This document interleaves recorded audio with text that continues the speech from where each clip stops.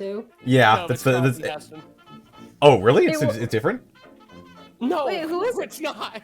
It's not her. Who is it then? Oh, okay. It's not Hertzfeld. It's not Hertzfeld. I'm fucking with you. It's a banana. I am a banana. I am a banana. Too big. My anus My is spoon bleeding. is too big. I have been a consumer whore. And how?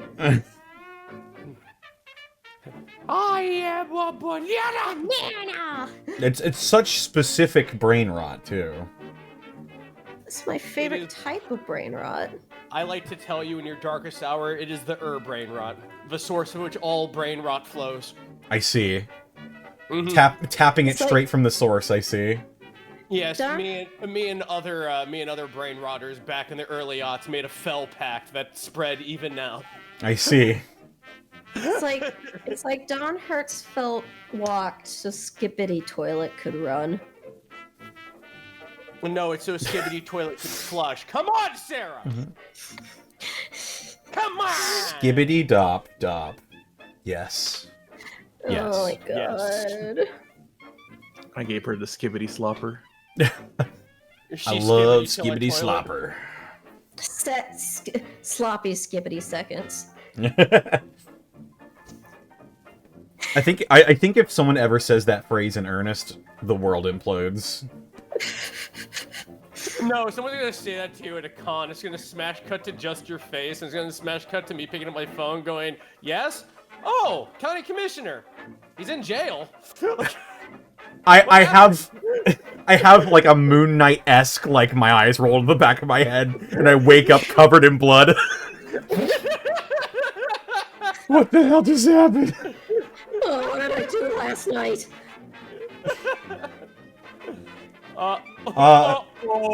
Tangentially, welcome to Gateway, everybody. Oh, right, we're doing that. Gateway. Gateway. To shred, you say. To shred, you What about say. his wife? To shred, you say.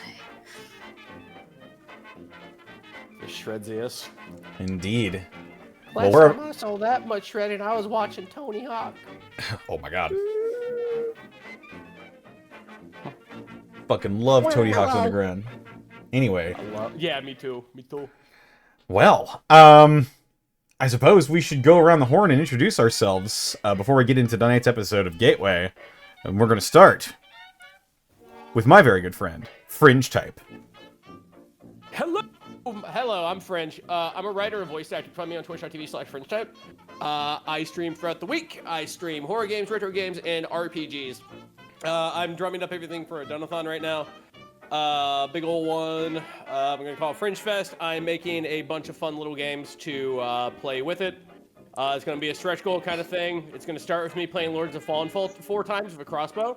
The 4th time is everything's turned on and Dante must die. Every single modifier is cranked on. And after that, we might play some Salt Sanctuary. Might go ahead and do like, there is a Souls-like I keep thinking of, and I keep forgetting the name of, Steel Rising. I might play that one because I'm playing Clair Obscur, and I'm like, I need more French. And so I'm just like clamoring through my Steam library, going, "What's French?" A surprising amount, apparently. Vigorous accordion. Yeah. Oh, l'accordion.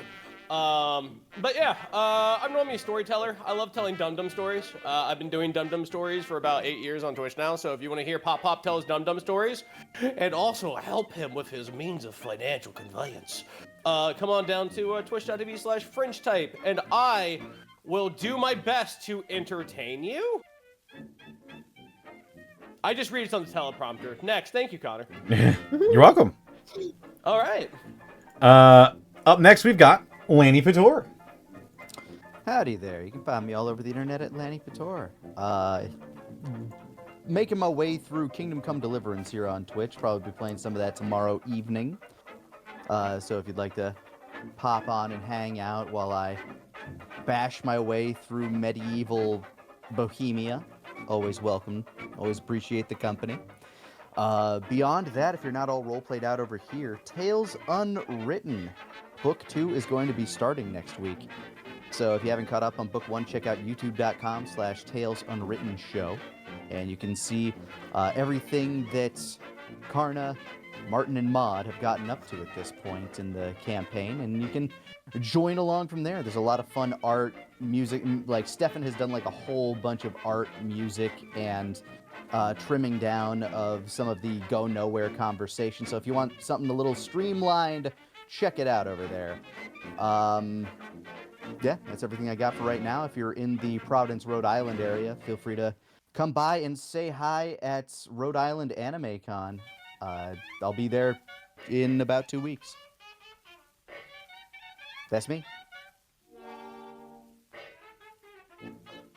Excellent. Excellent stuff. And up next we have Sarah. Where can they find you? What are you up to? I'm on Twitter and YouTube at Sarah. No, not Twitter. Blue Sky. Twitter with words. I'm at amazement. I've been talking all day. I'm tired.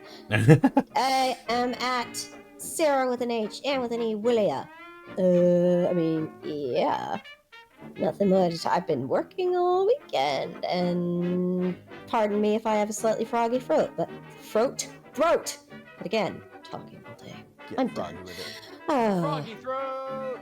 2012. This is not my beautiful house. This is not my beautiful wife. Same as it ever was. The same as it ever was.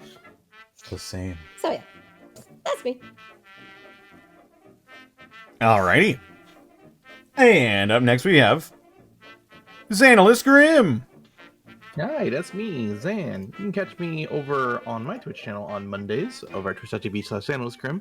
Around 7 p.m. PST, I got some more D&D. Then on Tuesdays, twitch.tv/DistortionDevil at 1 p.m. PST for some Vecna Eve of Ruin.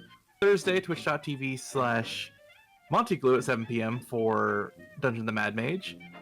Friday, twitch.tv/DistortionDevil at around 2 p.m. PST for some, oh my goodness, Cazador's Guide to the Cosmos. So even more D&D.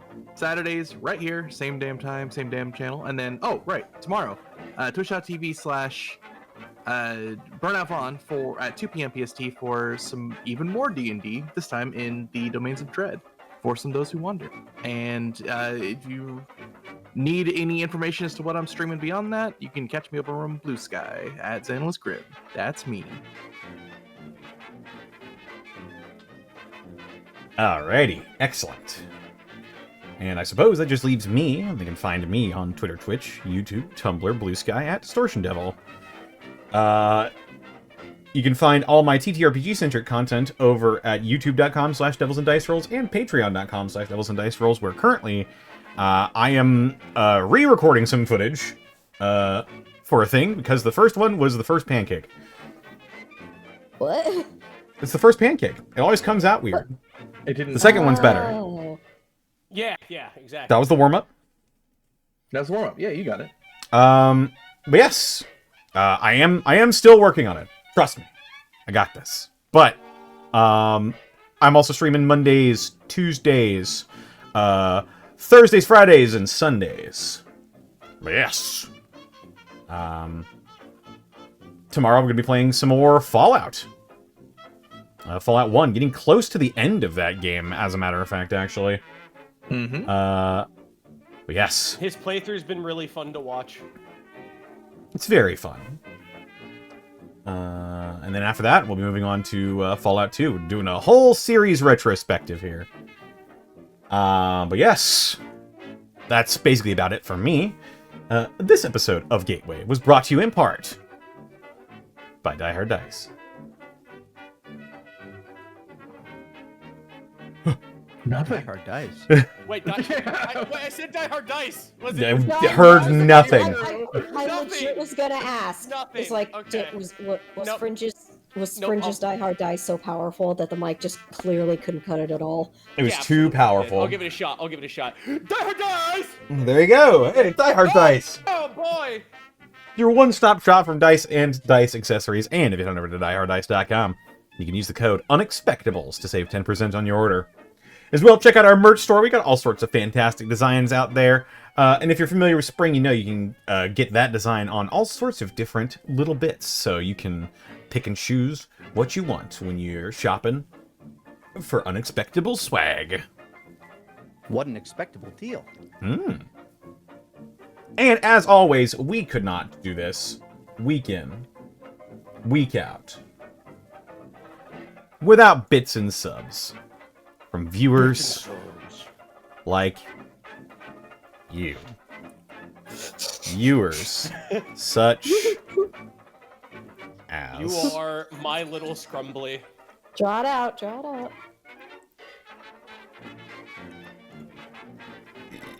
But how do I describe a scrumbly? I'm so glad you asked, as Connor brings up this information. Indeed. A scrumbly, as explained by Wikipedia, the online encyclopedia that anybody can edit. Tribal Born, thank you for the 9 months. For the total of 21 months, actually, at Tier 2. Yes, we finally get to see the green Acropolis. Oh, yeah. The Mr. Manatee, thank you for the 62 months. And that could be it. Yes. All right. Well, with that, are we ready to get started? Yeah. Yes. All right. Yes. Then let us begin.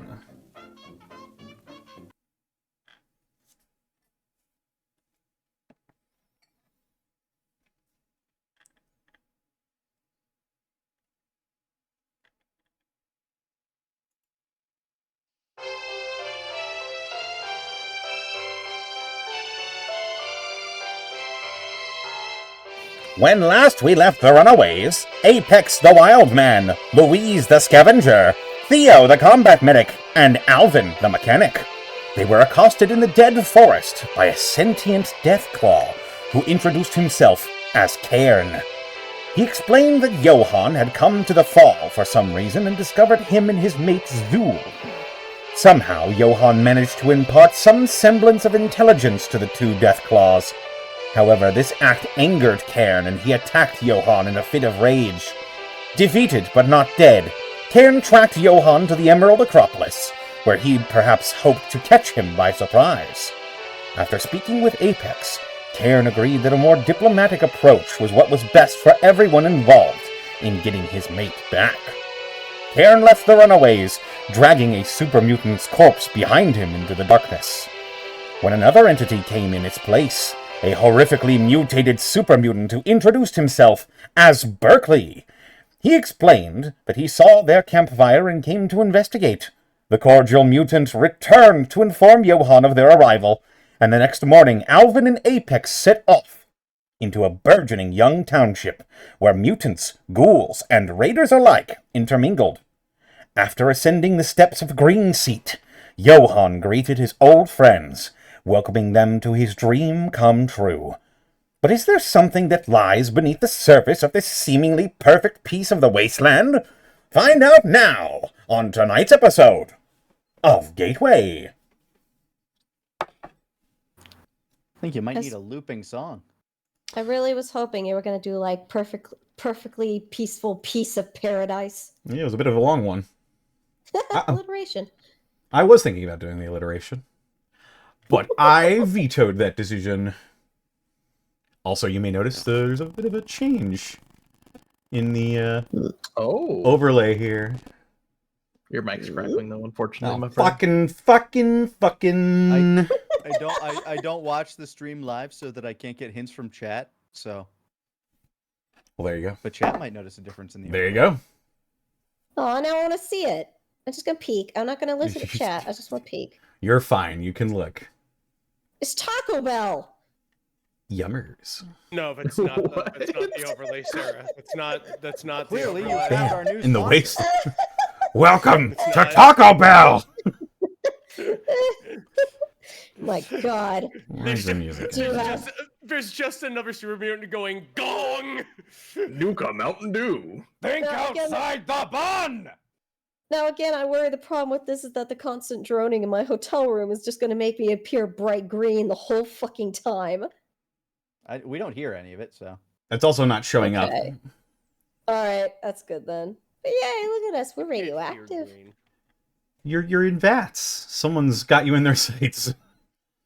It's Okay. me. Oh, it's you? Oh Where no, the when you activate it, when I hear you say Dakuba and you press fist through my skull. Of course, I have everything in my fucking thing put together except for the music. Where the hell? Oh, it's coming. You better believe it. Oh, I'm here. I'm here for it.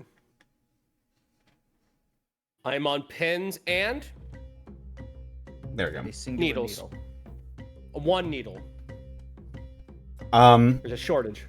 Alvin and Apex, you stand atop Green Seat looking over the entirety of the Emerald Acropolis as Johann, the psychic super mutant that you made friends with and departed in odd circumstances, stands before you looking out almost reverently at everything that is coming together under his watchful gaze.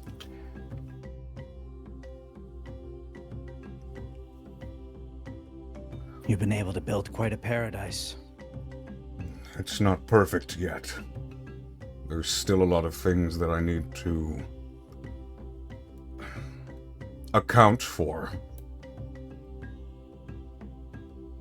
Such as? Everyone here, they've all come together and they've seen what I've seen. Something good for the wasteland. An actual force of peace. The others might see that as a threat.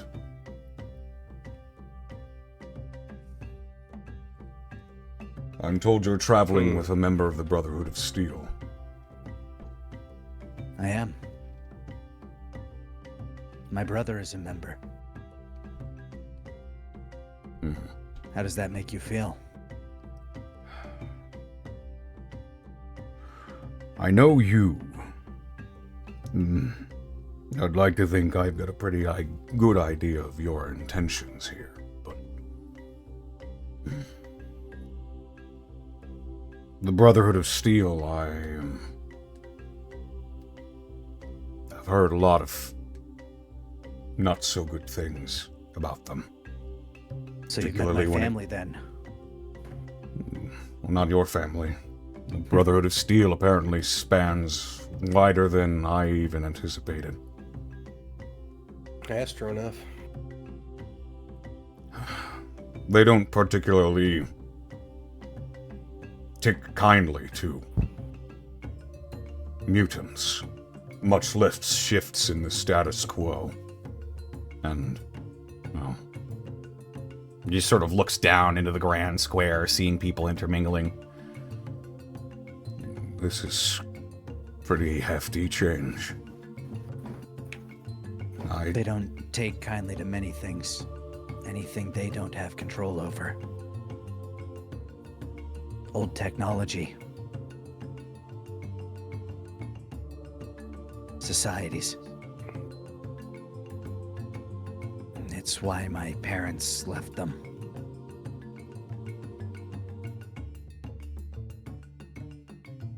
I remember seeing them when we went down to the barracks and whatnot, but like, I see the security and what they're promising, but I keep hearing stories about the back ends of it. Most I had was stories when I was a little kid about them. But I suppose I would like to get to some business first. There's a member of your township. An acquaintance of Alvin's.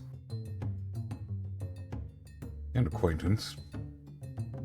He sort I of look he to you, turn Alvin. he turns around fully now and sort of looks down at you, Alvin. I'm looking for your Council of War, Jet. Jet. She's a childhood friend of mine. I've been looking for her for quite some time. He strokes his chin with a finger. You don't say. Curious.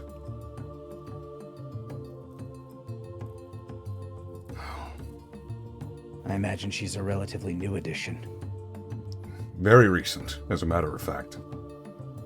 Just within this last week, she's taken her white razors and thrown in her lot with me and the Harbingers.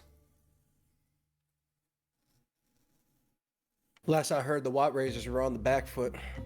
They're starving and slamming more combat stems in them. Yeah, it They're did basically seem, being feral. it did seem like when we found them that they were not in a particularly good state. Missouri. Sounds more like misery. I'm also a fan of Dito.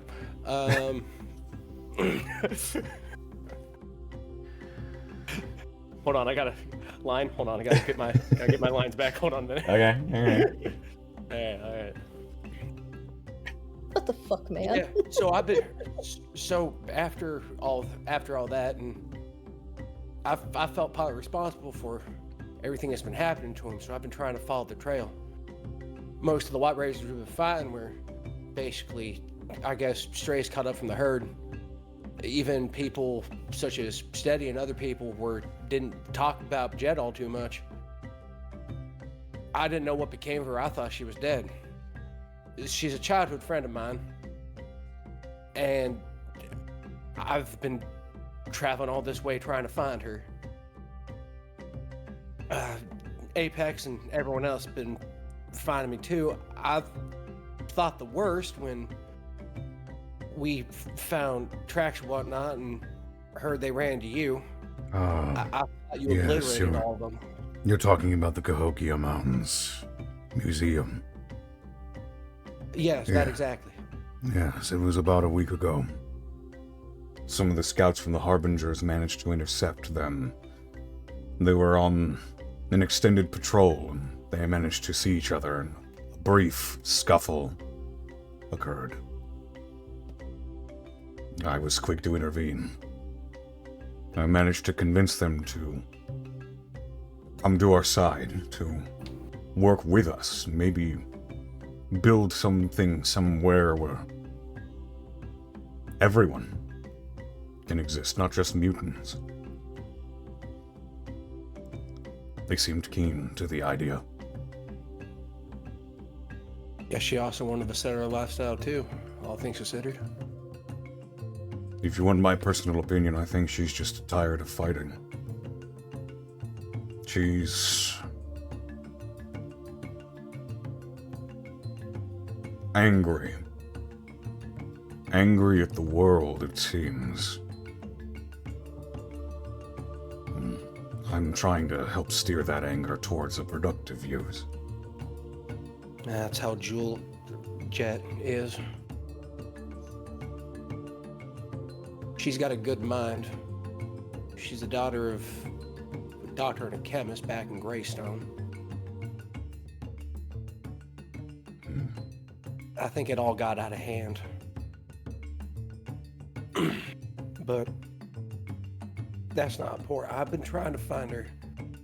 She's here, and I'd like to request an audience to speak with her out of respect, if that's all right. Johan takes a deep breath and looks down as if he's lost in thought. I think that maybe you should meet all of my advisors. No doubt they'll have some questions for you. You're the first real outsiders that have actively sought us out. Works for me. As far as I'm concerned, we've already met.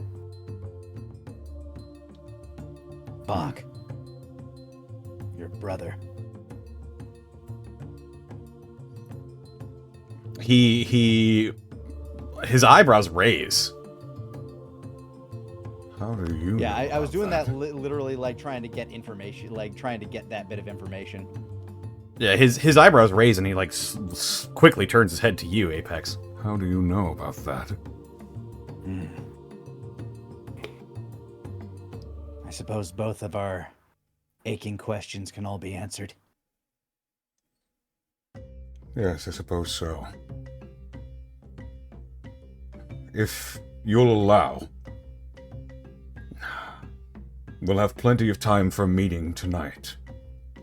And if you'd like, you can stay in the Acropolis until the sun sets. Then you will ascend to Green Seat again, and then we will have a clan meeting. Very well. It'll give us time to collect our companions. They were waiting outside in case you melted our brains. Yeah, that is true. We thought the worst coming in here. His So, face, everything we've been around. his face goes through several emotions. I see. Well, In the, I suppose- in the distance, Louise is like, didn't say it that way. Sorry, Nice. continue. suppose you didn't survive this long by not being cautious, so I suppose I'll have to forgive you for that. But yes, I would like to see all of you again. One question, and I'll give you your answer. Very well. Do you... You have a death claw. You brought it with you from the fall. A female. Zuul, yes. Zuul is quite the conversationalist. I I would like wonder to where see she's her. at. Oh, is she not? Oh, in she's standard space. she's around, but she likes to roam. She's discovering a lot about herself. I have a message for her from her mate. And as for the answer to your question, I learned it from your father.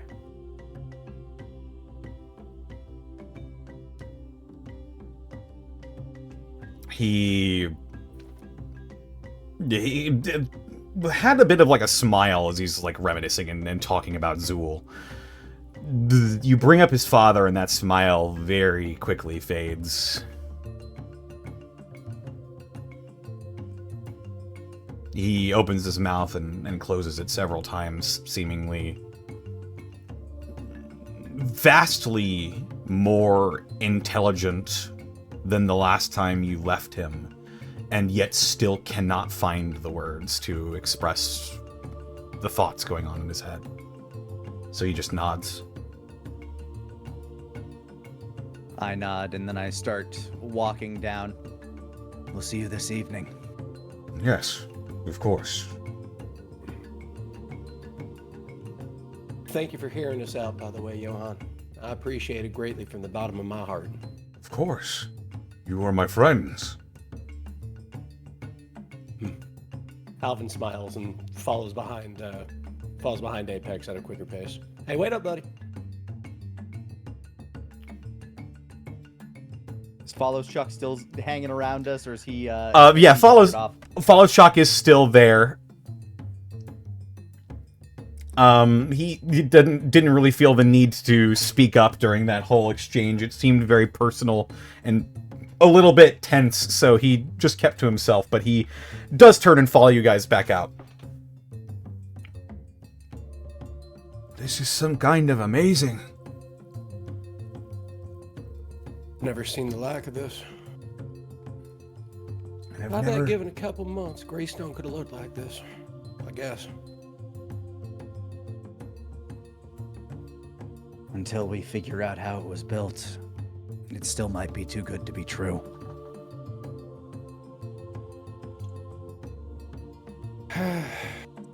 Yeah, most things normally are. And we start heading back to where we left Theo and Louise.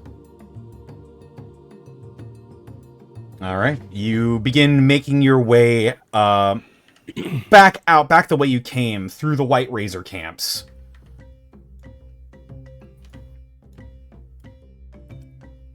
As you do, Alvin, once again, you see people that you know, people that you haven't seen in a number of years.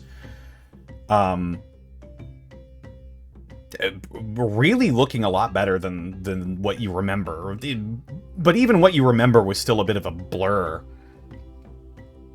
The psycho buff. Yeah, it was the psycho buff. Notably, you're probably looking around for maybe Jet, but she is nowhere to be seen. Yeah, see. I'll snap my finger really quick in a shoot kind of motion.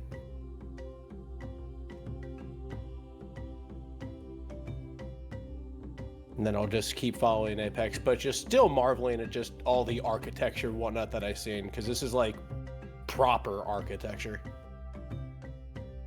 If there are people here you know, maybe we can learn more about how they came here.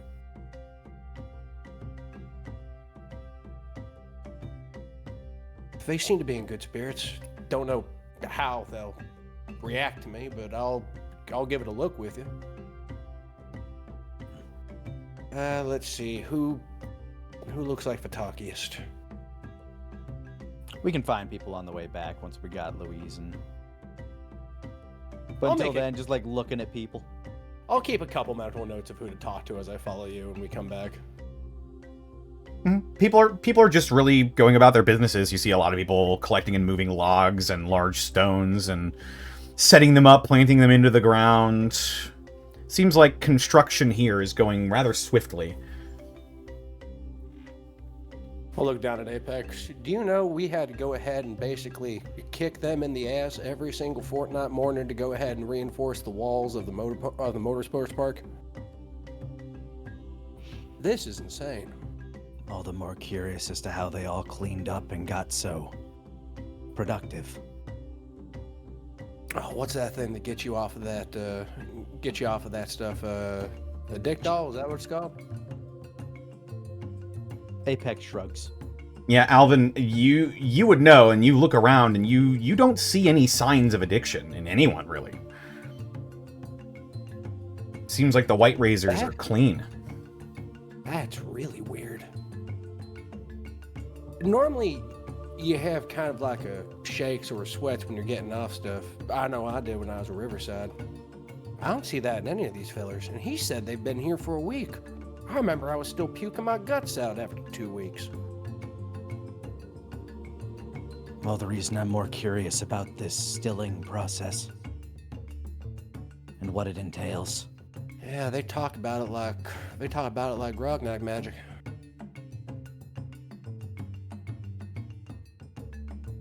It's possible even Johann doesn't really understand what it is. Seems he's still coming to terms with a lot of things. You read that by looking at him too. He definitely seems a lot more calm, but there were some things you said that like he still seems off-standish and skittish, like, you know, back with old Johann.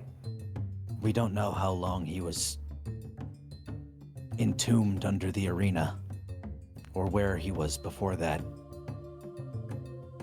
We know that his life was filled with experiments. I can't imagine that on anybody, to be honest with you. Couldn't imagine being under lights and knives and needles and God knows what have you. He was a beast who was caged all his life and finally found freedom.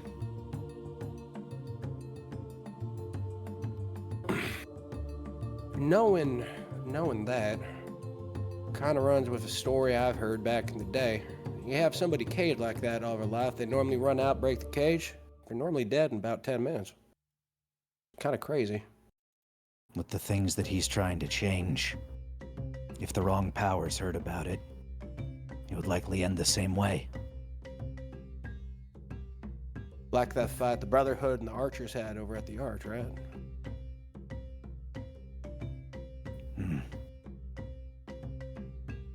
I mean, this place is nice, but I don't know how it would stand up to a direct assault, especially somebody like that.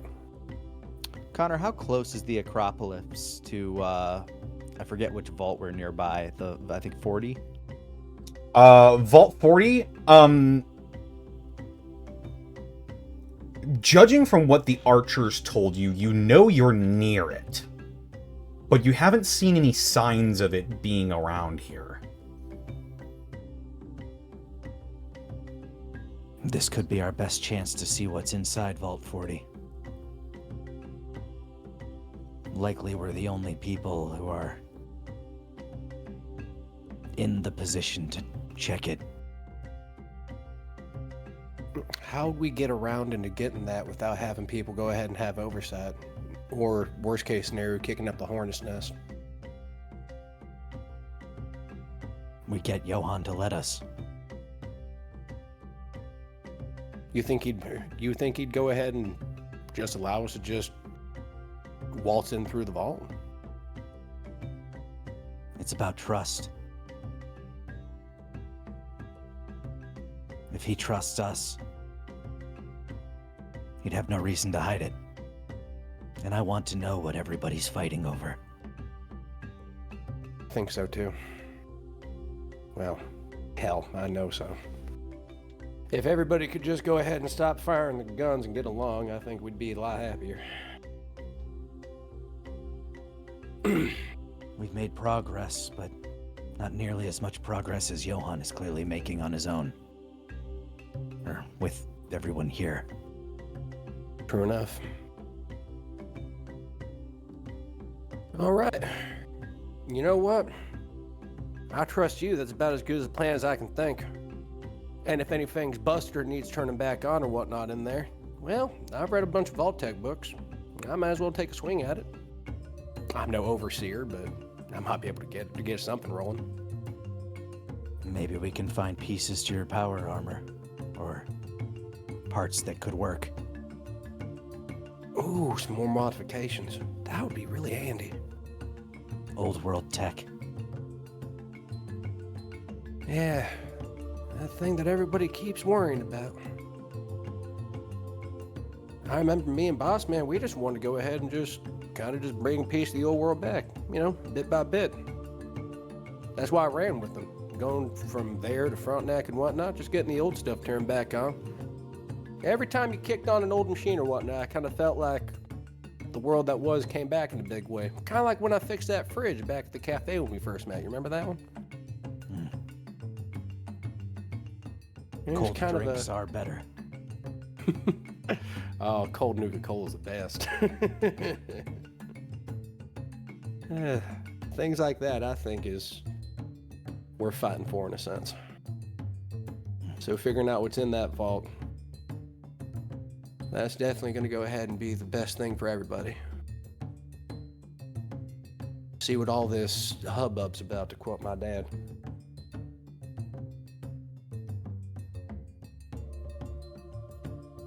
You three begin to make your way past the White Razor camps, catching a few odd glances every now and again. But nobody comes up to you, nobody stops you or flags you down. They just let you pass. And eventually, you make your way past the tree line and once again into the dead forest.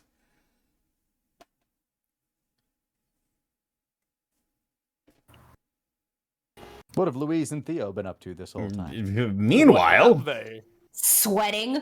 Gateway. It's a warm day. You got any twos? Go fish again. Why the fuck we playing this? Better than you just being nervous the whole time, right? Yeah, but at least I don't lose when I'm nervous.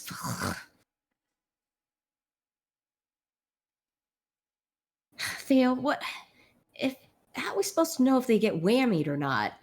Like, they send them to get us or something. How are we going to know that they're, like, affected?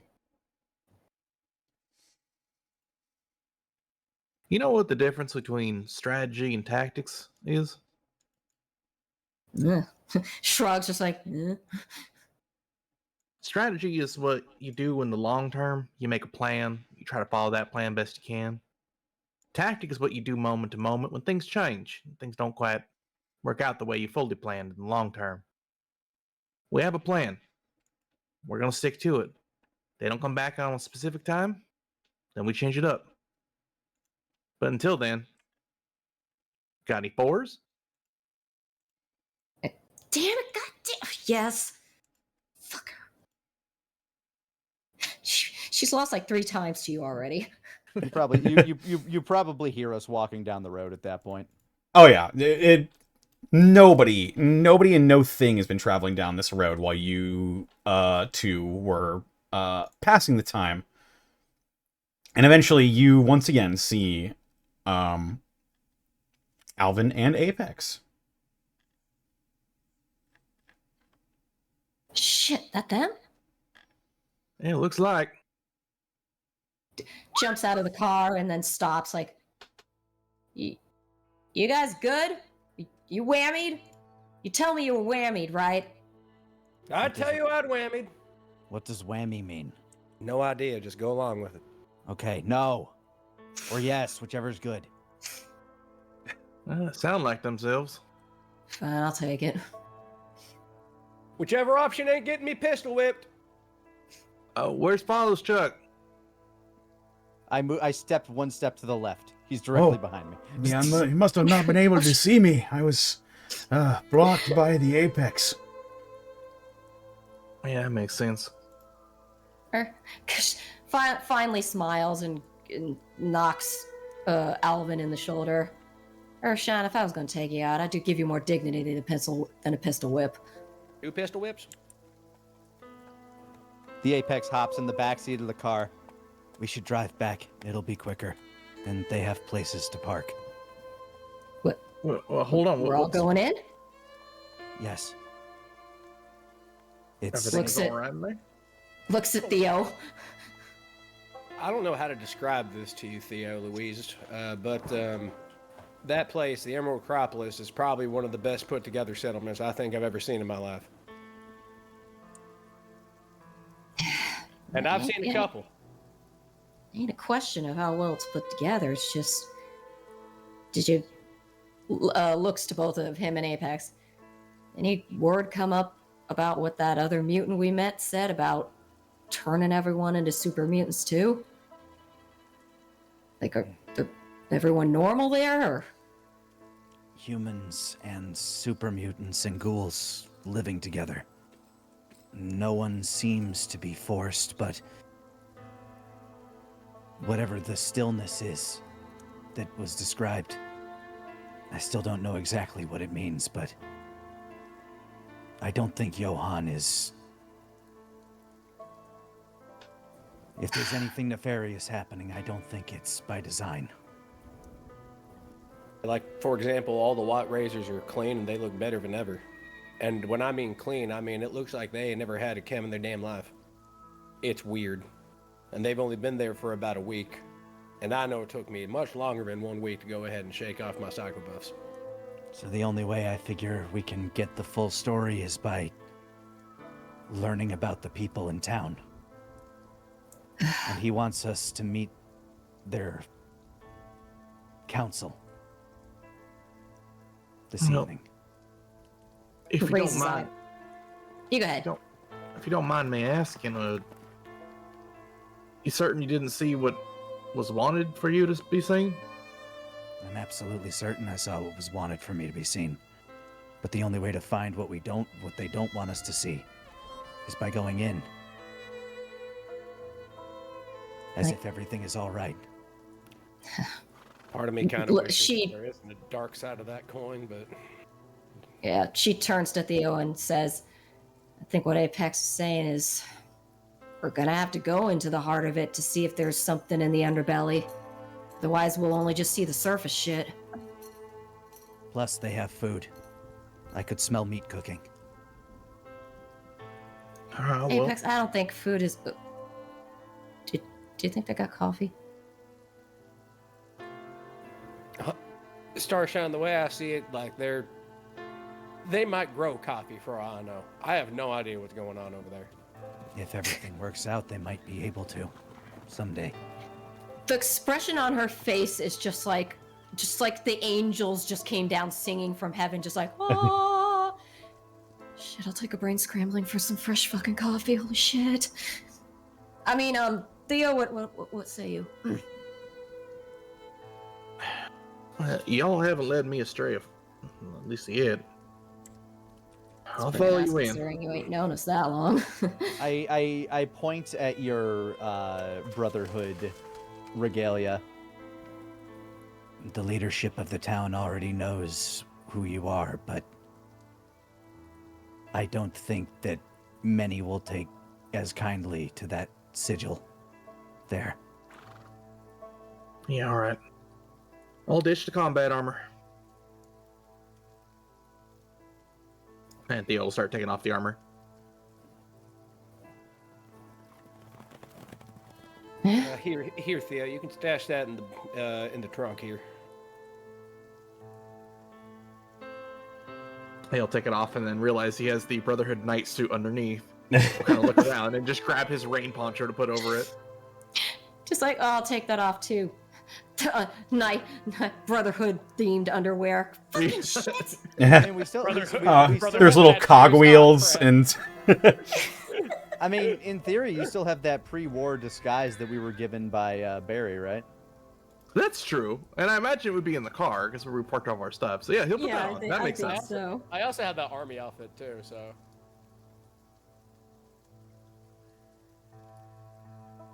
Would the army make them feel okay? Well, there's no such thing as the army anymore. Oh, yeah.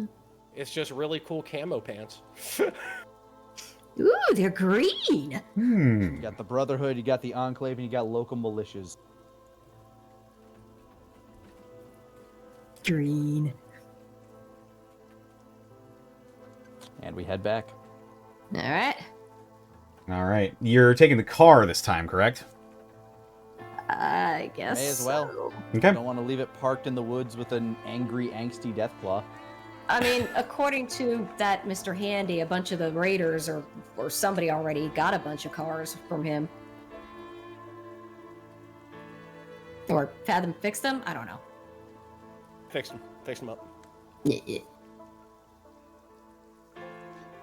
All right. You hop into the Corvega and you continue down the road. Theo and Louise, you see much of the same sights that Alvin and Apex saw. Large, massive, sprawling flatlands with large bits of construction that seem to be made from the wood of the surrounding sort of burnt-out forest that you slept in last night. Immediately you start seeing raiders on either side of you, but they're not acting like raiders. They're talking and intermingling with people. You see ghouls and super mutants talking and going about their business. You make it sound like the raiders previous to this basically just went about their day by grunting at each other and then punching each other in the face as a way of hello. I mean... Kinda. Kinda? A stab to one of your kidneys might be considered a prank. I worked with a real den of wolves, okay? Like, that's... Like they're shaking hands, not stabbing each other. Urshan, what the fuck? That all the time. Well, some stabbing. I remember one time. It's not important, but yeah, no, that is strange. No. You see what I'm talking about now? It's just it's fortunate that they look this good, but it's weird that they look this good in this short amount of time. You know what I mean? No, I get you. Kind of makes you think they have actual medical staff or something. It might be something as benign as their doctors and the harbingers. I don't know, but. So where are we? Where's a place to leave the car and park it? As you're pulling in, you see a bunch of people now beginning to look up and look over towards you. You see a White Razor jogging up to you with like his hands in the air, just trying to wave you down. Hey! Oh, yeah. What's going on? 20 points. Oh, sorry. Apex, no. It's like we play that game with ghouls mostly, not. Never mind. Shh. Vehicles go in the parking lot. Here, follow me, and stay slow. Yeah, sure. Looks at everyone else like, vehicles? As you are led, sort of a bit south, you see your little marker on the map. You're led to the south of the White Razor camps, and you see in a rather large circle, sort of all facing each other, old cars that have been fitted with, like, wrought iron grids and, like, spikes. You see an old tractor with, like, a big scoop in this mix-up as well. All sorts of different cars, tractors, trailers, stuff like that. Magnum opus. Witness me! It is incredibly slapdash compared to the fix-up job on your Corvega. But they do seem, to your mechanical eye, Alvin, to be in working order. Some real war wagons. They're solidly built, I'll tell you that much. I can tell you that at a glance. Yeah, you actually recognize some of these vehicles as well as some of these sort of branded vehicles that were at the motorsports park. Please tell me there's a picker-up truck with a gun mounted on the top. It's not even like a heavy-duty gun. It's just a gun, like a little pistol. There are some pickup trucks. It's actually a varmint rifle. It's yes. The mounted varmint rifle. Yes. use it to bullseye mole rats. Bane of rad roaches. Varmint Hunter 2000. And you're directed to sort of park in this large circle of vehicles. Alright, do so. Connor, do you want to give me, since the last time we did it, what your estimate is for the battery drainage before I forget about that? I'll just go ahead and chalk this up to, like, maybe like a percentage or two. It's like 2%. Yeah, 2%. You're just moving the car over to a place where you can park it. You're not going, like, a long distance. The perfect percent for cereal. Yeah. Where is my note?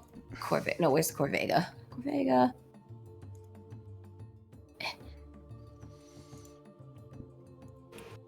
Where is it?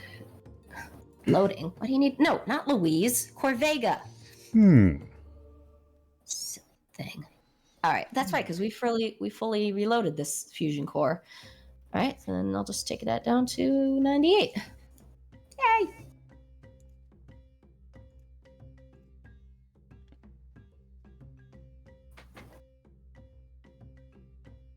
As we park, Apex gets out of the car, starts walking around. What area of the Acropolis are we in? Are we still in the White Razor camp? You are still in the White Razor camp. Yes, if you see where I'm pinging here, you're a bit to the south. Oh, okay. I talked this to the is person who showed. Oh, sorry. So I was just going to elaborate. This is still considered part of the White Razor camps, as they're the only ones who have real vehicles. That makes sense. That's what it's kind of what I assumed. I talked to the person who guided our car here. Thank you. Have you seen Zuul around? He looks confused. Zuul? I don't. I nod. And, oh, sorry. I don't think I know anybody like that. I nod, and I walk away. All right.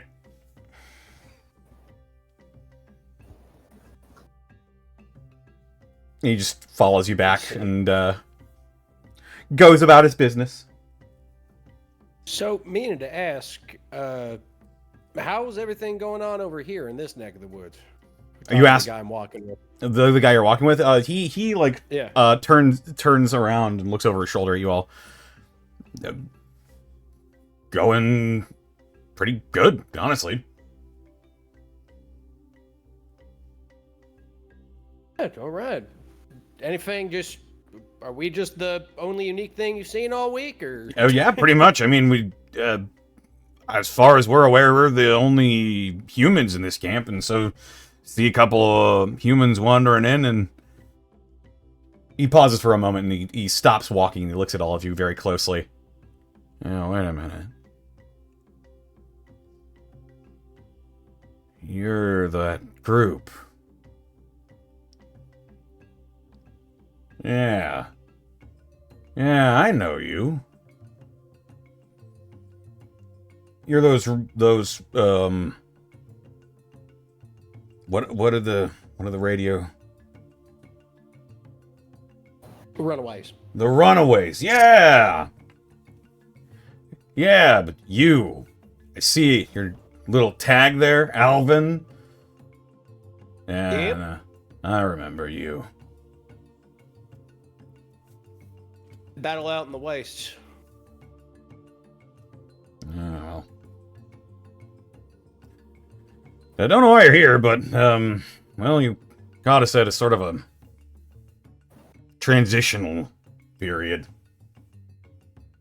Yeah, more of a unique time, I'd say. I mean, I'm here tell to me. I'm here to go ahead and see and talk to Jed, but I'm pleased as shit all you seem to be cleaned up and doing pretty good for yourselves. Yeah, well, Worried it's the fuck, to be honest with you. well, I think a lot of the people in here are just relieved. Well, lay it on You know, me. What's been going on since my absence? Yeah, well, Johan, big green guy, he calls the shots around here. He's got that ring of advisors, and we've got some say in it, so I figure it can't be that bad. We've been getting put to work, harvesting all this lumber and erecting all of these little huts and walls and whatnot. And it's sort of slow going, but I mean, this is sort of a big project, so... Yeah, no. I was just telling my buddy over here, I just nod my chin over to Apex. Back in the motorsports park, when me and Jet were running y'all guys around, we had to go ahead and kick several of you guys up in the butt every week to go ahead and reinforce the walls on the motorsports park. I'm kind of really impressed that you guys have taken to this structure and settling lifestyle pretty damn well. I mean, we got clean water, we got food, we've got space for all of us. We got homes now, real homes. What's better? We don't even need any chems. All of us quit cold turkey, and usually you'd get the shakes or something, but all of us feel pretty good, honestly. What was the remedy? I couldn't tell you. Just woke up that way. Well, Johan banned the use of chems in the encampment, so we haven't really had any access to anything. But it just seemed we all woke up and it's like we didn't need it. And good riddance, too. Amen to that, brother. Amen to that. I remember it took me weeks to go ahead and just work off my cycle buck shakes. Well, stick around here.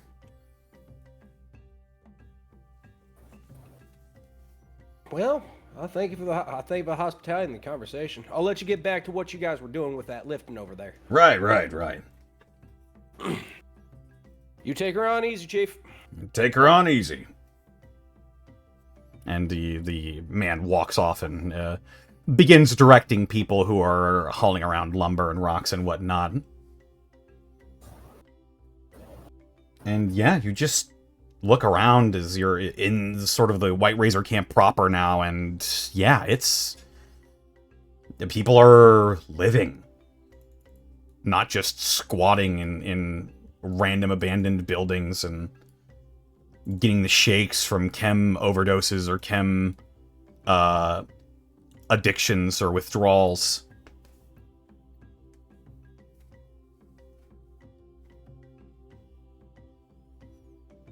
This is crazy. Damn. God damn. So, what next? Apex is slowly walking us towards the Grand Square through the White Razor camp. You return once again to the large wooden gate that's being manned by 2 super mutants. They look down at your group, and before you even arrive, they recognize you, and they begin opening the gate for you again. Thank you kindly. I look at one of the guards. Have either of you seen Zuul wandering around? They-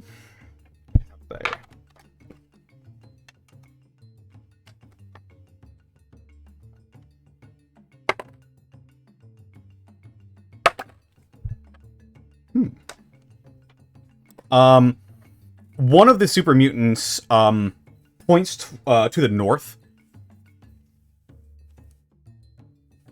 Within Grand Square or outside? Oh, actually, he would be pointing. Now,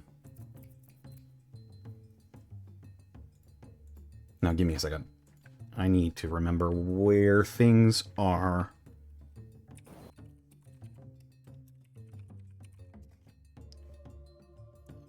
Yeah. He actually points towards the east, towards where the Harbinger camps are. Thank you. And I Welcome. make my way into the Grand Square. You make your way into the Grand Square, and it's not a new site for Apex and Alvin, but it is still quite the site. And Louise and Theo, you're looking around at all of these.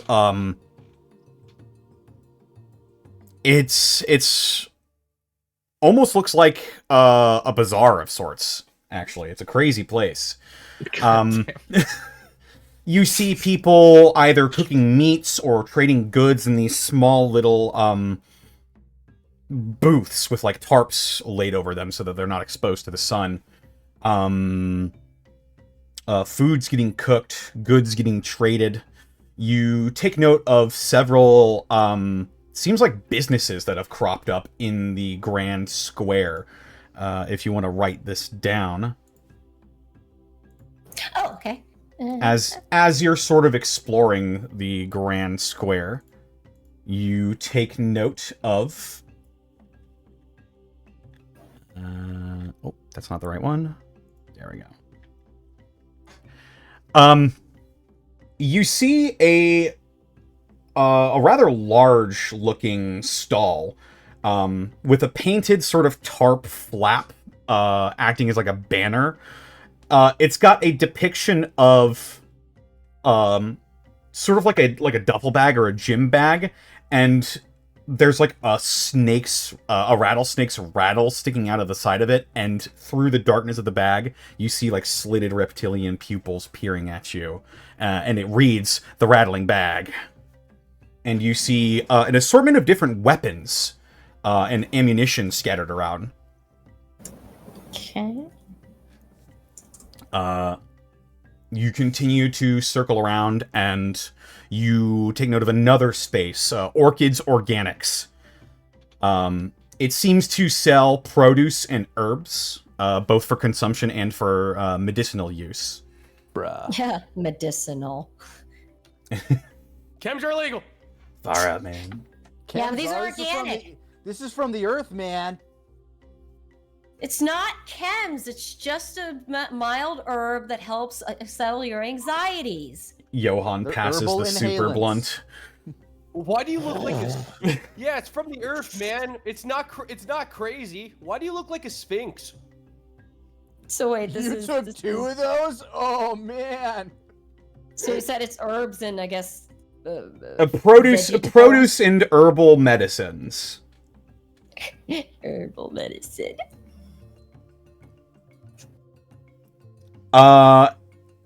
You see sort of down to the south near the 2 mounds that are to the south of the Grand Square. you see a place called the Borrow Pit, and it seems to be sort of a watering hole. People are sitting in and dining and drinking. Real quick, before we move on, are there any prices listed on the markets, or does it seem like a bartering system? As you're looking around, it seems like a little bit of both is happening. You do see people using caps. That much is reassuring to you, but you also see people just trading goods as well. If someone needs something, they'll give them that and then offer something in exchange. Real quick, what's the closest stall to us where we are, like, location-wise? Location-wise, you'd probably be near the Borrow Pit. Okay. As a matter of fact, let me go ahead and do something real quick. But keep going, yeah. They're just gonna look towards the group. Hey, do you guys mind waiting up for just one moment? Yeah, sure. I'll hang around here. And Theo will walk up towards the Borrow Pit, and it looks like there's a proprietor or someone who's taking either money or exchanged goods.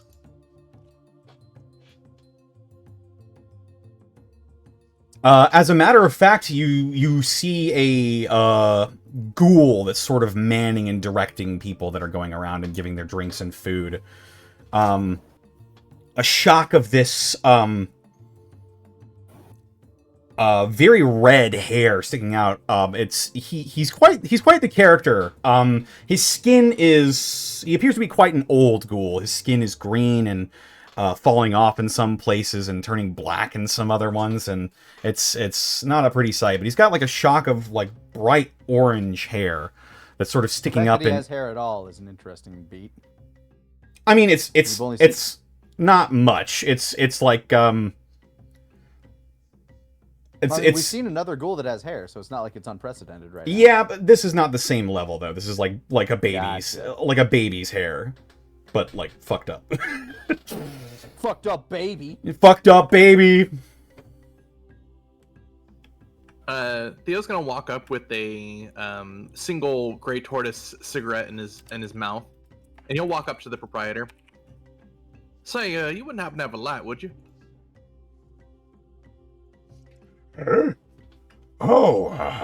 Yeah. Let me, I'll grab something for you real quick here. And he sort of hobbles around and he begins rifling through some. You hear him like grunting as he leans down. Yeah, let me just see what I got for you. Yeah. And he pulls out an old Zippo and chink, causes the flame to erupt from it. And he sort of leans a shaking hand out towards you. Here you go. Yeah, let me take care of that for you.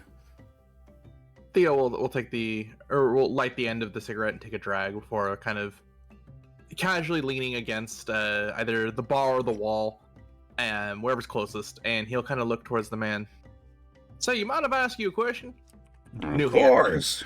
Yeah, I haven't seen you around here before. I figured you might be one of the white razors, but you don't have the look about you. No, not a wild razor, but was thinking about maybe starting up trade here. Y'all make good caps around here?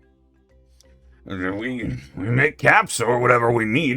You know, some of the people over at the Harbingers, they like growing their plants and the produce, and we give it out and we sell it, or people offer whatever we might need. That makes sense. How much you tax for all this? The taxes? No, ain't been no taxes in 200 years. You get to keep everything. You'll wait. So you get to keep everything you earn? Yeah. I mean, it doesn't stick around long. Gotta keep things moving around here.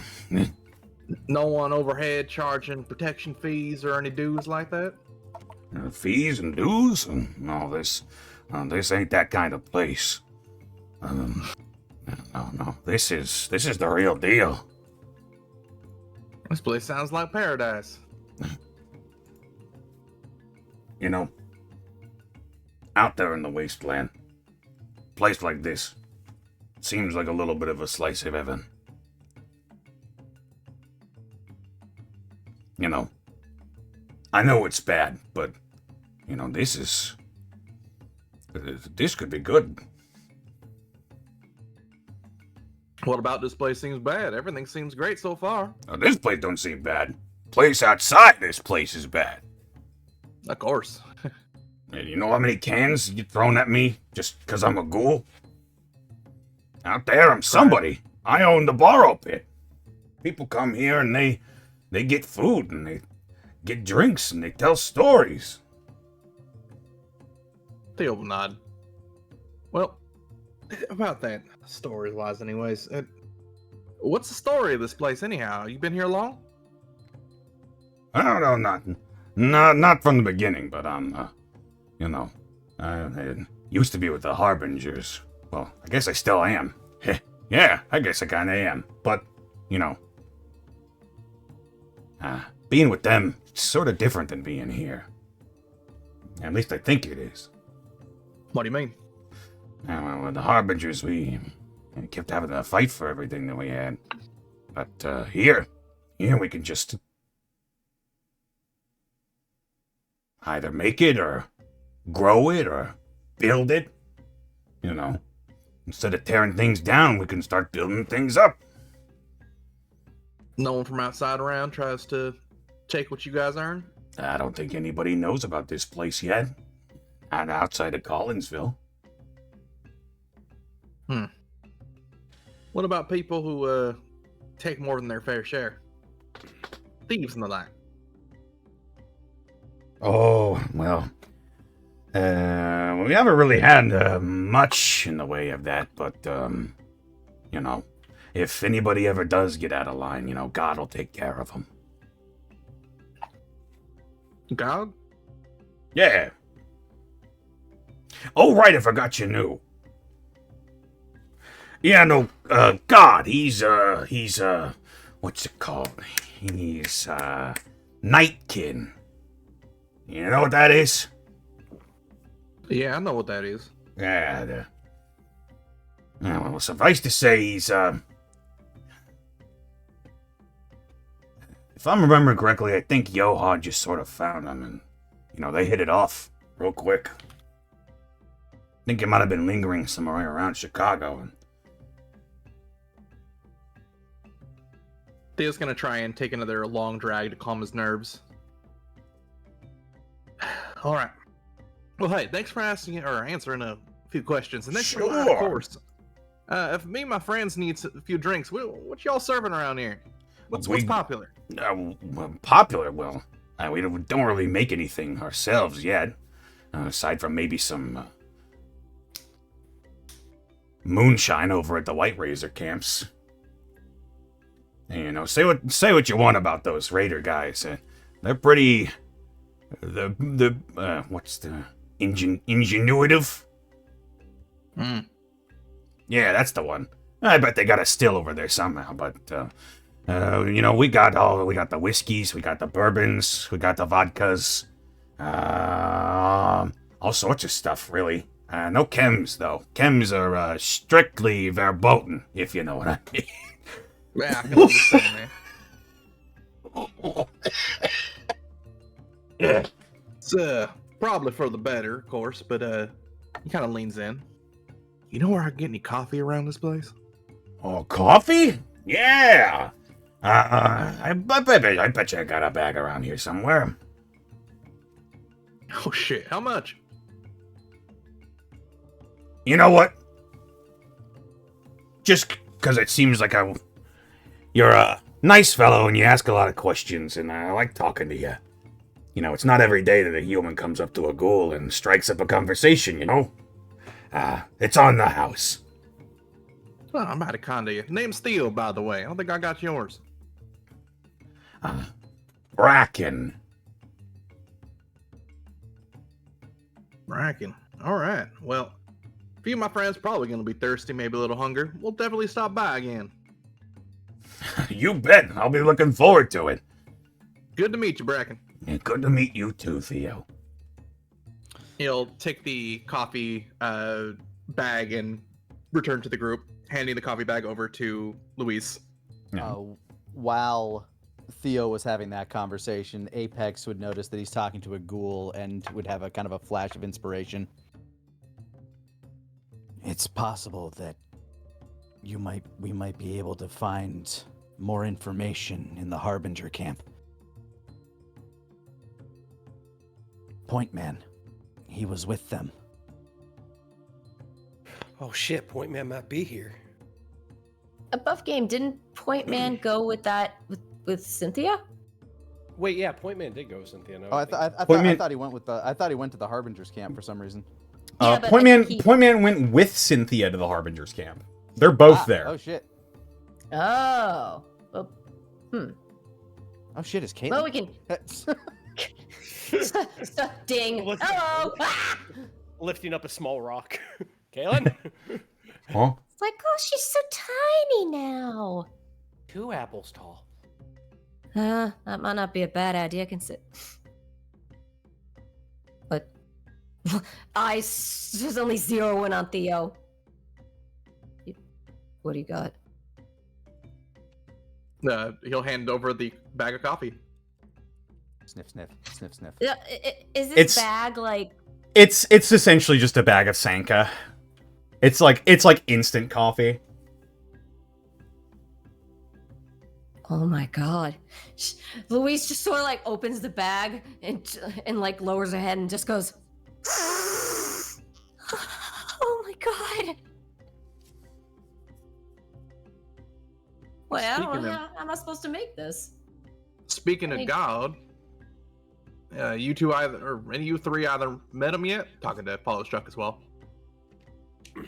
No, I haven't met that. I haven't met that fella myself. I'm not really religious. I've just sort of been following you all around, and I haven't really branched off. I don't want to leave you here all on your lonesome. The barkeep in there, asking a few questions, said the person who tends to run at least the justice side of things around here, he referred to him as God. Said he was a nightkin who works well with Johan when Johan found him.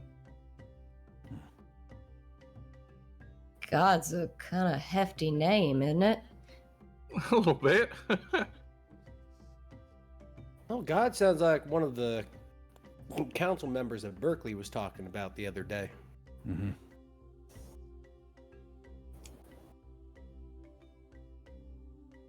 I guess when are we supposed to meet all them anyway? This evening. Evening. What time is it now? Not As evening. yeah, the sun is still out. Quiet.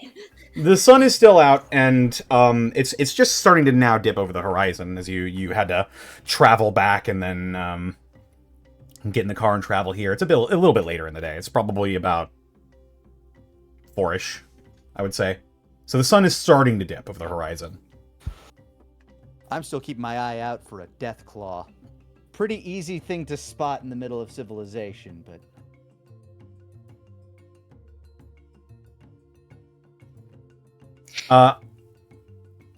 Where would she be going? well, it is Tuesday, so It's Tuesday. And as we all know, Tuesday is fajita night. Tuesday. Taco But- Tuesdays, yay! It's Tuesday, ain't it? Oh, it's Tuesday. Oh, all right.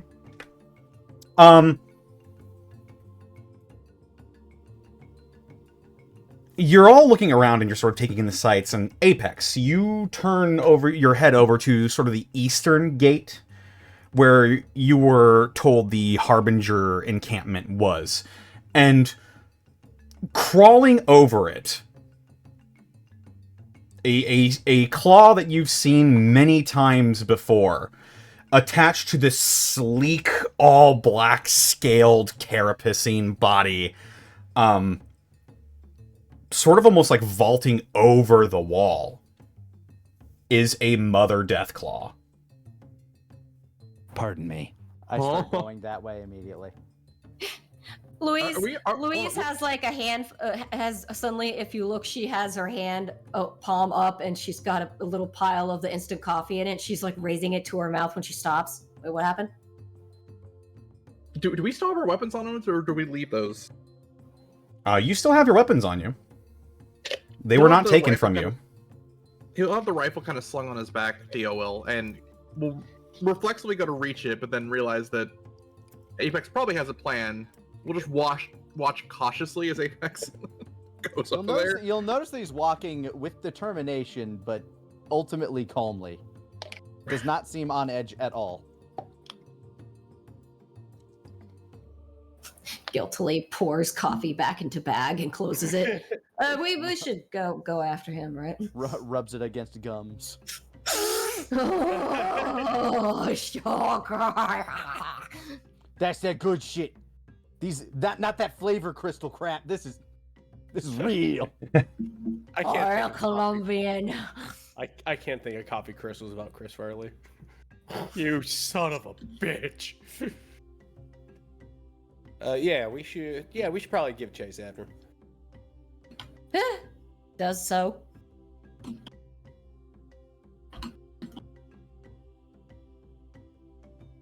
I make my way to Zuul. Yeah. You approach as this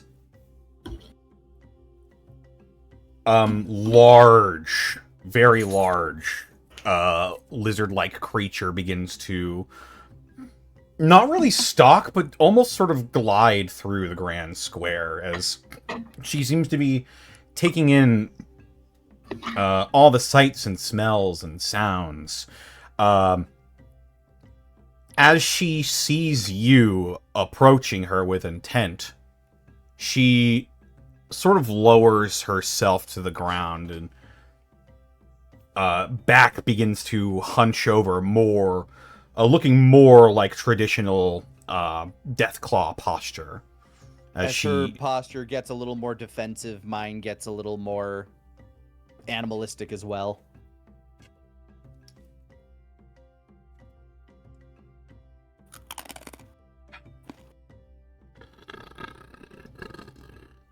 As I get within hearing distance, I say, Zuul.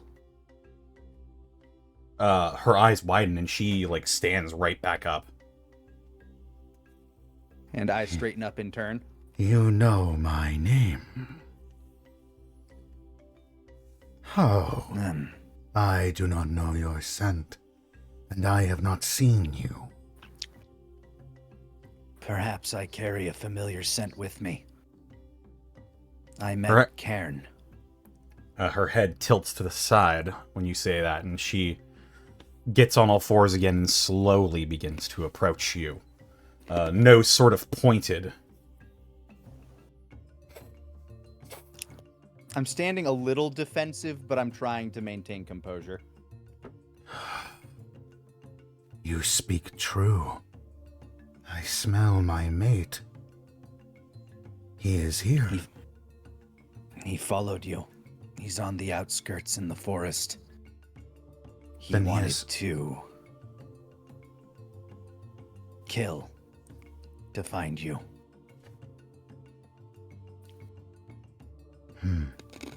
He is misguided. I convinced him to let me use words. I know they're still new to the both of you. That is not something I was expecting to hear. Where is Cairn? Where is my mate? I point back out towards the burned woods. He stands in the thickest part off the road. He came hunting for you.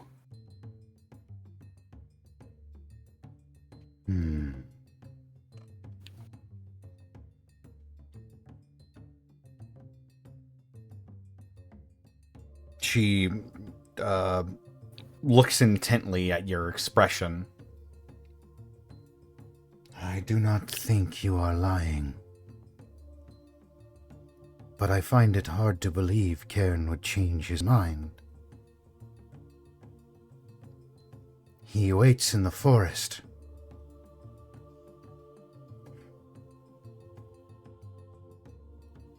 He and I struck a chord, a deal, a pact.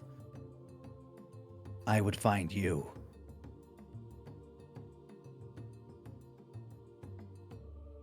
And then return to him. The question is, would you return to him?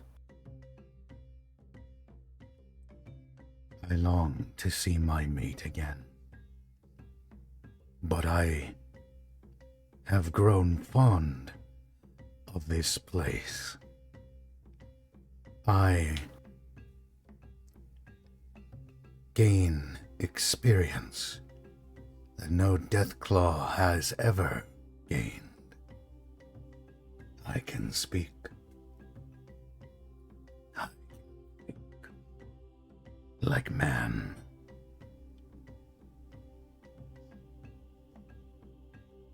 What is it you desire?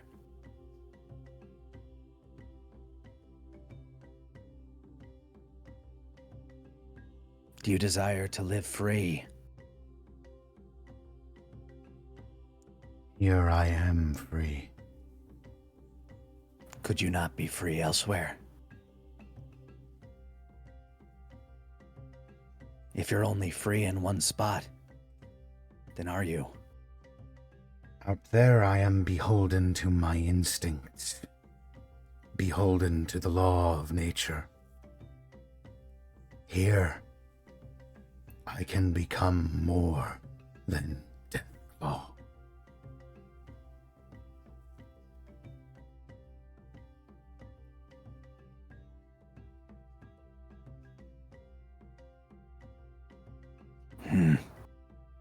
I do not wish to leave.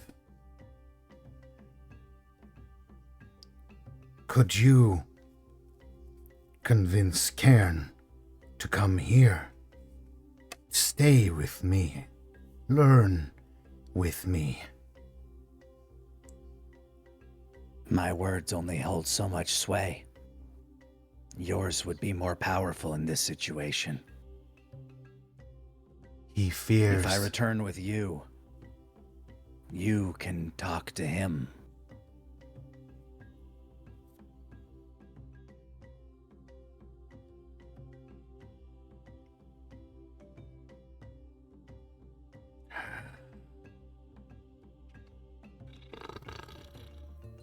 Make a charm roll. And give it +1. Charm +1. Let me open that up. 2. D6. 2 + 1. Hiya! 9. 9. She thinks for a moment.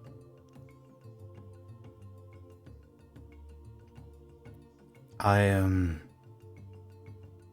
not permitted outside of the Acropolis. By who?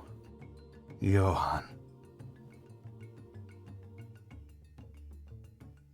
What if I got you permitted?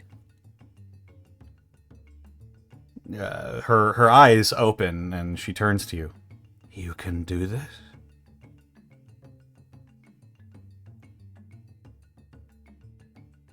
The Apex thinks for a moment.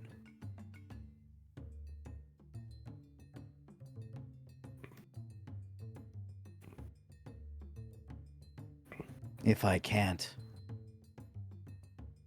then you're really not free, are you? Johann says it is because if I wander too far from him, I will go back. Back to the way it was before. Your mate resides in the woods right now. He still has words. Consciousness, not as complex as yours, but enough for me to speak with him. Perhaps that is still within range.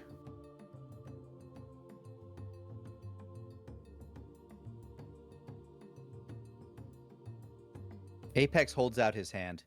And if it isn't, then I trust you. Trust. This is a word I have come to like.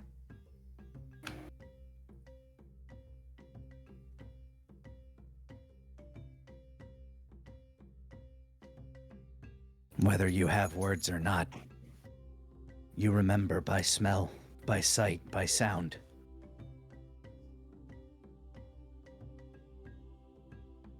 If you consider me a friend now, then I think you can consider me a friend when you lose some of those words.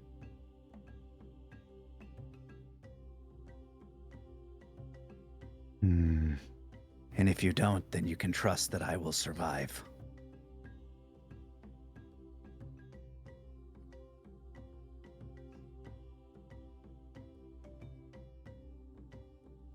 I shall have to consider this.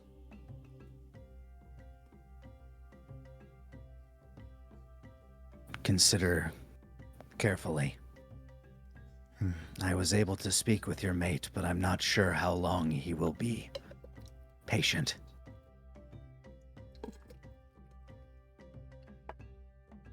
I'm going to meet with Johann this evening. If you can decide by dawn, then we can find him together. Very well. What is your name? I am the Apex. The Apex. You already know me as Zuul. And I will consider your words. But for now, there is more I must do. It's bingo night. Moves away. Apex watches as Zuul wanders, kind of serpentines away. I bid farewell to you and your clutch. Apex nods. She begins stalking off towards some of the good-smelling booths here in the Grand Square. Deathclaws are quite nice when you get to know them. I say as the rest of you are just kind of there. So, Theo's eyes are just gonna stay. Theo's eyes are just gonna blankly stare into nothing for a little bit before kind of shaking it off. I'd hardly believe it if I didn't see it with my own eyes, but here you are. That one was friendlier. Less dangerous. Yeah, that one seemed a lot chattier. I'll take your word for it. I'm still not used to it. I'll be absolutely fair with you.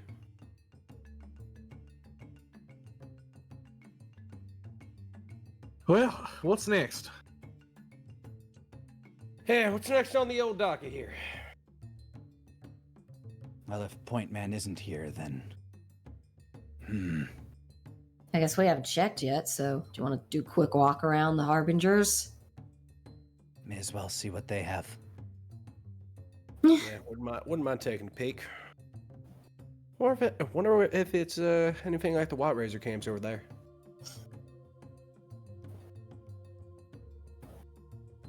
I wonder how the feral ghouls have reacted to the stilling. He says as makes their way over to the Harbinger Gate. As you make your way over, to the Harbinger Gate, and you see it is currently manned by a few ghouls. They, as you begin to approach the gate, the two ghouls step in front of the gate and say, "Whoa, whoa, who are you now?" I am the Apex. The... Alvin Bronson.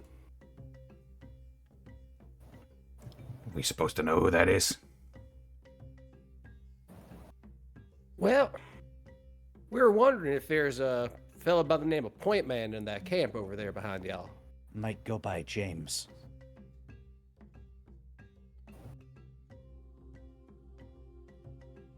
They begin to converse with each other.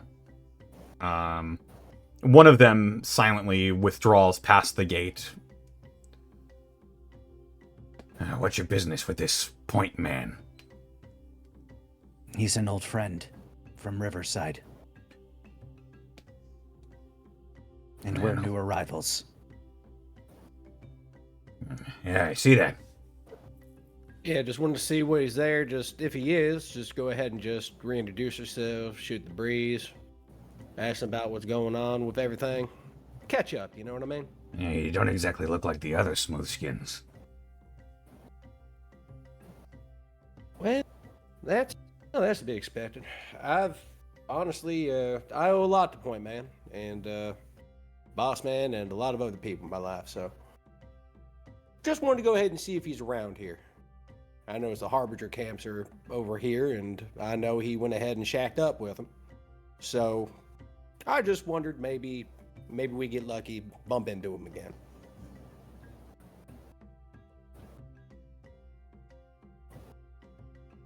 We knew Johann before he built this place.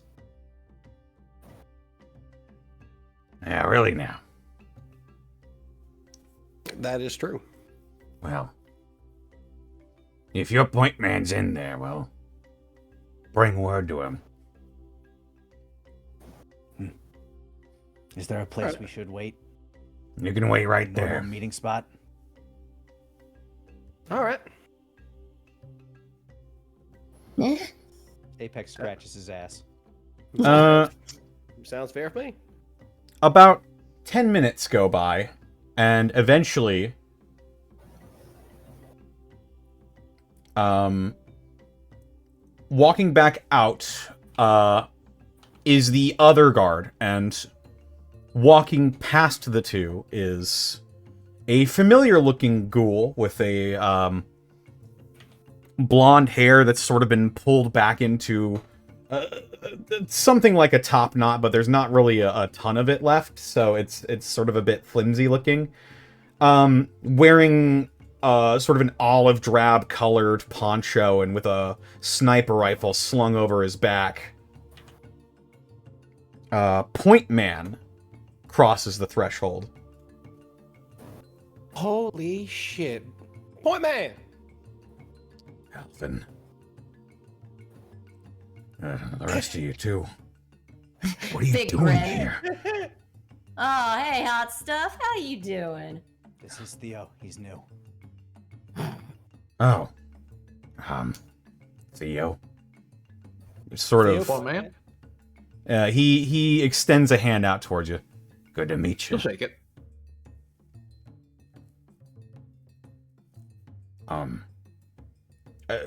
Walk with me. Yeah, no trouble at all. I'll clap him on his back and just follow behind him. Point Man leads you over to a part of the grand square that does not have a lot of traffic. It's open, but it's a place where a private conversation could be held, and he sort of looks all around and leans into you all. What the hell are you doing here? Came to talk to Johann. I'm here to find Jet. I mean, this was kind of the vault was always kind of our goal to begin with, so.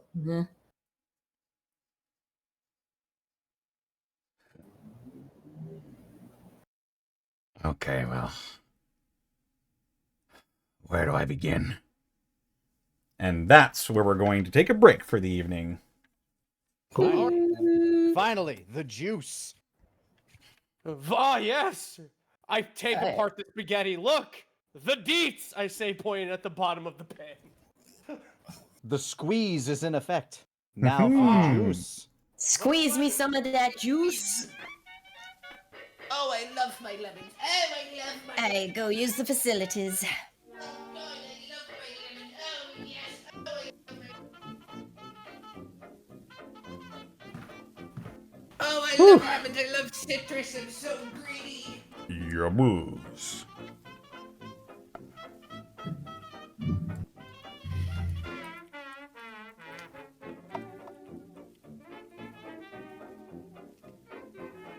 Got someone else into the Stormlight Archive. Dang. Rip. Couldn't They- be. They sent me their purchase notification of Way of Kings, and I said, prepare to experience peak. And then they sent me the book, the second book, their proof of purchase, and I said, prepare to experience peak. It only gets more peak. It's peak. Peaks on peaks. That's how you become a genetic freak. It's true. Become so big, your back becomes so big that you can hardly fit through a doorway. Yeah. Want your back so big you're walking through the door sideways. It's true. You just gotta Never block get out the too pain and make your body grow. Curls for the girls. All right, I'm gonna be right back. This time I go grab a drink. Get that drink. I will. Hello, chat. Welcome to the halftime show.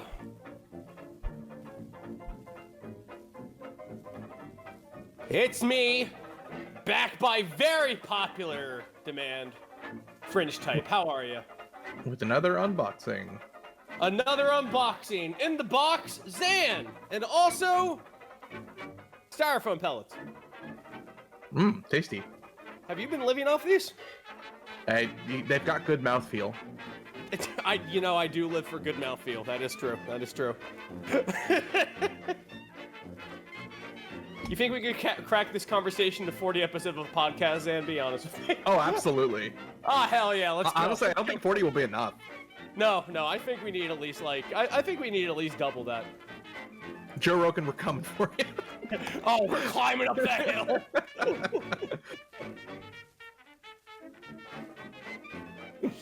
He goes to bed. I'm just crawling across the ceiling like the poltergeist. I'm the funny man.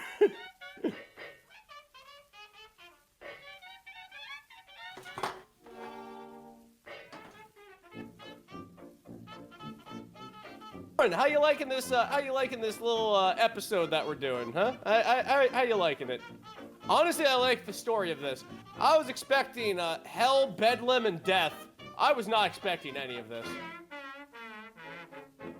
Connor's done a great job of making this very unnerving in like Yeah. a weirdly calm sense. Oh yeah, I'm like, this is peaceful. What happened? What's happening? Why is there a bunch of health packs and ammo before this big door? Point. That's probably nothing. Nothing to worry about. It's probably fine. Nah, it's probably fine. Remember when I played Fall Me 7 first time, I was like, I love the City of the Ancient. This is pretty. Oh, there's a save point here. That's probably nothing.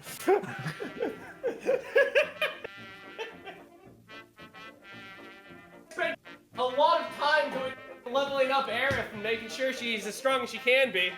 Oh no!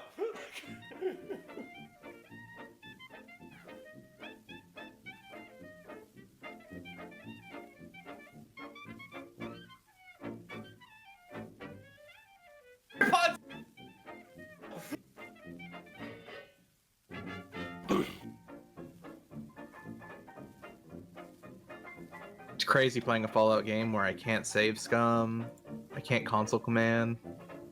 Right? Just whatever happens, happens. Fun. It is fun.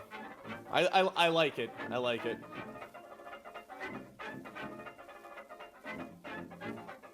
Why am I the only one carrying a firearm? That's a good question. I mean, they got a Deathclaw. That's like a firearm that moves. True. It's their mobile artillery unit there. Oh, that'd be so cool. Deathclaw mount a minigun on top of it. Put on the war harness. Oh god, I truly feel like I'm playing Ark all over again.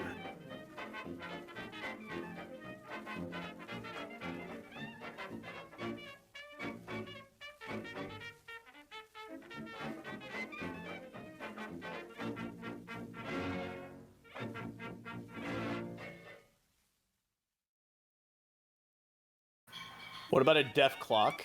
Oh, you know what? That is funny. You know, one of my favorite things about the Fallout universe is how subtly and unsettling at the same time. They sometimes just, like, insert just really haunted eldritch crap out of nowhere, and then you leave, and you're just like, well, time to fight another feral ghoul, and I'm like, I need a minute after that, actually. Like, I'm sorry, that tree was just talking to me. Can you give me a second? yeah, can we just give it a minute? Please? Just a moment?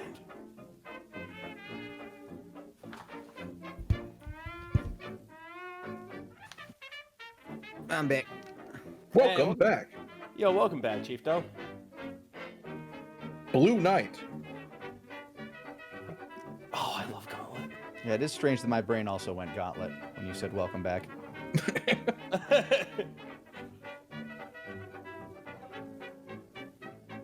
Gauntlets could clean fun. I knew there was a more modern Gauntlet, but I don't know much about it. The last one I played was the one on the Sega Dreamcast, which I think was also released as Dark Legacy on the PlayStation 2 or something. Yeah, I played that on the GameCube. That was really fun. That's the one I know. I know there is one that was brought out, like, later, but I don't know if that one was any good. I played Yellow Wizard. He just looked like an Egyptian pharaoh. I'm like, yeah, no, that's a sweet vibe. I'll take that. Yeah, no. I went with Blue Knight because he looked very 90s RPG to me. I really liked him. Painted shield and everything. Sword and board. Oh, dude, he was cool. He was dope. I also like the big RuneScape vibes that came out of Blue Wizard. Oh, thank you. I appreciate that.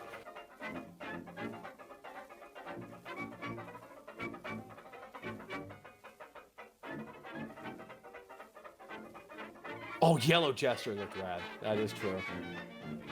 Oh, you know what? Let's just do it right now. Hold on. I don't know how long this break's going to be. We're going to do a tier list of every single character. I don't remember the look of most of them. Hell, I don't even remember all the classes. I just remember Wizard and Warrior. I played a little bit of it a couple months back. I know there's Wizard, Warrior, Jester, Archer. Then there's the secret classes like Medusa, Minotaur.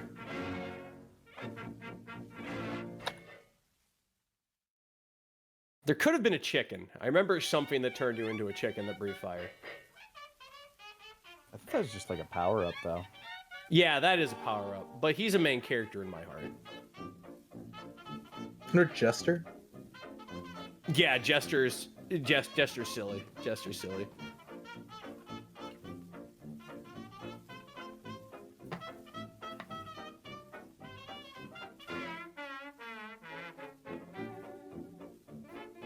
Woo!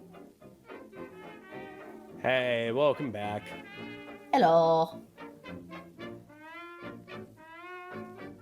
How you doing, Sarah? Yeah, what's up? I'm fine. What's your... What's your words? What's your...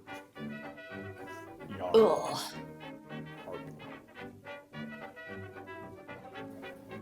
Nar? Oh, my back is so stiff. I wish I could do like a dead hang or something. Oh. I had an inversion table. I had to leave it at my house in Texas because I didn't have a place for it here. An inversion table? How's that work? Well, I mean, it's one of those things where, like, you like kind of shackle your feet to it, and then you can tip yourself upside down. Yeah, it seems a little scary. I don't know. I just want like a thing I can put in a doorway or something, like a bar that I can just like dead hang from. You can get like a pull-up bar for like $15. The inversion table is just like, look, I just want like something where I can decompress my spine real good. Do you ever just want to feel like you're in one of them medieval dungeons? We got you covered. It feels very similar, honestly. And like you really have to trust yourself with your own blood pressure because you're the only person in charge of being able to tilt yourself back upright. Oh, yeah, I don't know if I trust myself. I just be like, wee. It's like you've been up there for 5 hours. Well, you're dead Am I by dead? that point, apparently. Am I dead? I learned that from Caitlin when I was trying to interrogate that one white racer. You know, it's really funny because you said inversion table, and okay, this is a stupid thought. I just thought of a table, but just the legs are sticking out of the ground. Because it's inverted. It's for the upside down people.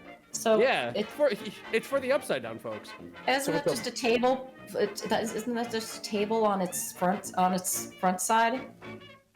It's where like each of the legs is the surface. It's a table the hard way. Huh. I don't. Huh. It's best not to think about it. Or to think about Zan, I think about it every day. Every day I wake up knowing. Every single ache in my shoulder, I think to myself, I don't have that table. I don't have that table, and I don't have a taller person than me to hold me and shake me like a dog toy and pop my back out. Why don't I have a non-Euclidean table? I'm back. Dude, I'll say it is really nice for the lower back. I love my non-Euclidean table. When I was like wrestling training, oh my god, that thing is a godsend. Oh, I'd imagine. Built by John Euclidean. Oh. Johnny Euclid.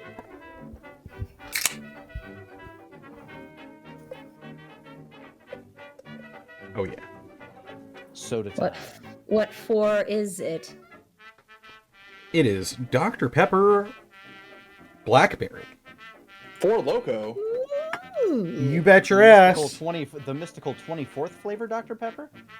I don't do Four Loko. Me and Four Loko no longer hang. I remember the unregulated Four Loko. That's what I drank one time. You mean the Four Loko that was killing people?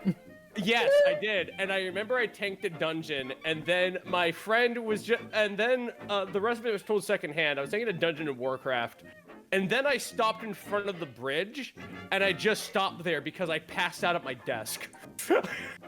I feel like when you start combining energy drinks and soda, you're headed for a bad time. What was that stuff called? I think it was literally just called cocaine or crack. Cocaine. Like somebody made a soda with such a high caffeine index that it was like actually just dangerous. Yes. Cocaine. During one of my finals in college, I was drinking Mountain Dew energy drinks. I couldn't even tell you what was in that shit. I was just desperate to stay awake. It was guarana. I remember that stuff. I still failed that. I failed that final. Probably from sleep debt. I tried. My friend Johnny Sleep Debt. Not all my jokes can be winners. All right, you gotta workshop some, you know. yeah. Like if I don't get the time to workshop anything, like you know, you gotta give me a minute. This is where you workshop it. That way you go to the chuckle later and Exactly. I mean, that's just the thing. It's like if a joke fails, then it's just being workshopped. That's all. Exactly.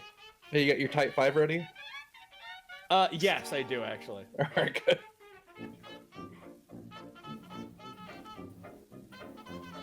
Taking a little bite of macaroni and cheese. Get some of that mac and cheese. I had that too from Noodles and Company. Ooh, yummers. My favorite noodles company. This is just Velveeta. It's not even real Velveeta. It's like in a cup that I microwaved.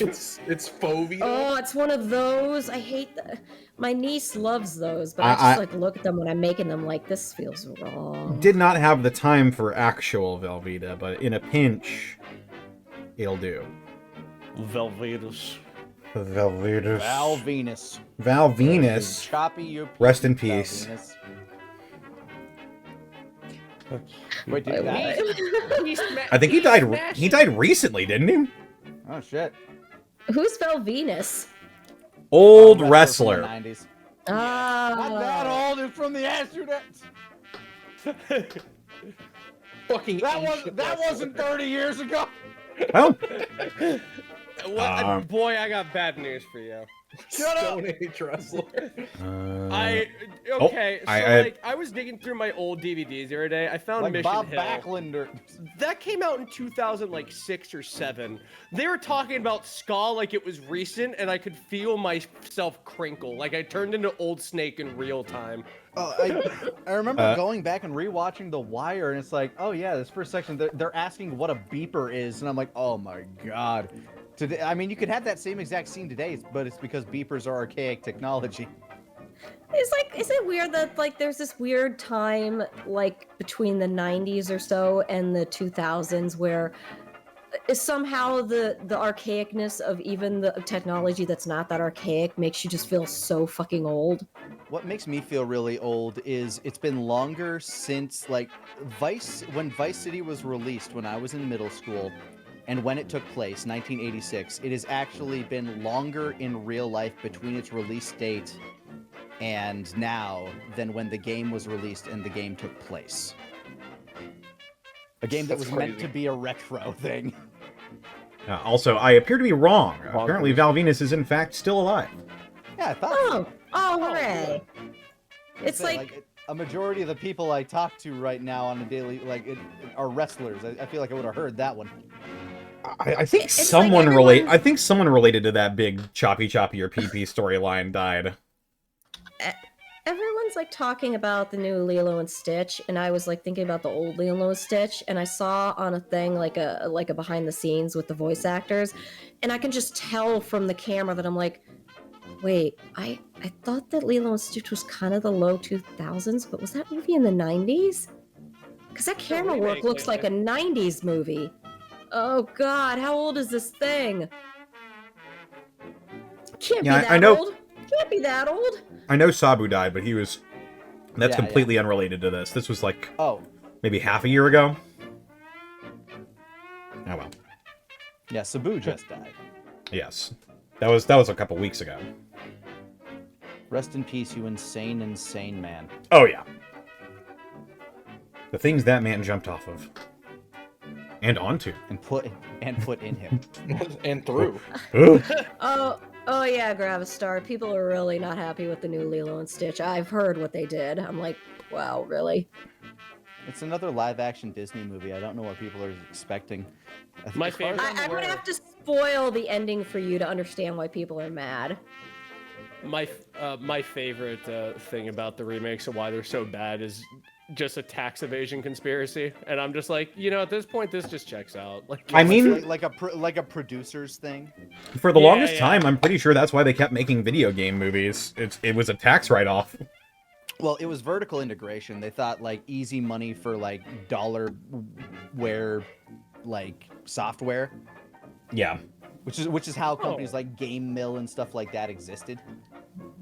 There's a big part of me that sort of misses when they used to be really shitty. It seems like they're sort of like doing well now with the video game adaptations, and I'm not gonna lie, I sort of miss the Mario Brothers Monkey era. It's because you also don't really like. I mean, first of all, yeah, Hollywood's putting way more effort into the actual adaptation of the movies. Not like super effort, but way more in general. Like they actually care about the property a little bit. Like they do enough to give you like the nostalgia or the fan wankery, like, oh, you know this thing, like Minecraft. It's literally just all calling out. Remember Mario? oh, I remember. Remember? And then I on the video game side, movies are coming out faster than video games can be produced, so you don't get that dollarware shit anymore. The video games are also the biggest entertainment thing going right now. It's the most expensive media to produce and one of the most profitable. Yeah. That Velveeta is making my throat sound real ghouly. All right. Speaking of which, are we ready to get back into it? Let's go talk to a ghoul. Method acting. Sorry, I was just cramming this mac and cheese down my gullet. Just eating this big bowl of chili. You Yummer. realize you sound like that because the cheese sauce is burning your vocal cords. Yeah, I remember whenever I go ahead and have to do voice lines to go ahead and audition to be like a monster or creature, I go outside and I scare my neighbors by shoving a bunch of rocks in my mouth, and I run back into into my room That's how they do it. You really should quick. probably go see a doctor. No, I have pica. I'm willing to live with it. You'd have a bunch of rocks down your throat, though. I don't think that's healthy. I told Oh, I told Your my ambiance.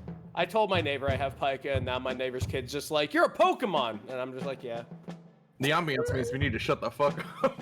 yeah, Pikachu." That's it. Oh, I see. That's Connor's silent gas to tell us that we need to stop. Oh, okay, yeah, okay, that's fair. That's fair. Don't make me get the dogs. I'm sorry. I have 2 of them, and they're big basset hounds that go whoa whoa whoa whoa whoa. It's true. But regardless, if and we're all ready to get back into it, Mm-hmm. Point Man brings you off to a secluded spot in the Grand Square where you guys can just sit and talk. Where do I begin? Well, Well, at first, we were just spying on the Harbingers to, make sure they weren't getting up into anything nefarious. I'd heard at first the Harbingers were robbing people and caravans and stuff, but they haven't been doing that while I've been here. Moreover, soon as Bach heard that this Johann guy was out and running about, he pretty much made a beeline past the gateway. How long have you been here? Well, it's been close to a month, I think. There's been a lot of progress so far. I've seen. yeah, you're one of the few people so far I've seen who don't seem to be, I don't know, happy being here. I mean, don't get me wrong, this place is... Well, it's something, I'll tell you that much. It's pretty much what the Harbingers have been wanting. Just a place where we can live, but... it all seems like it's coming together too fast. Yeah, anyway, I'll get to that in a bit. So Bach essentially decided to essentially merge the Harbingers with whatever Johann's got going here. We're still a mostly separate entity, but we work for Johann. We help try to make this place as good as it can be. It's just... It's hard to shake the feeling that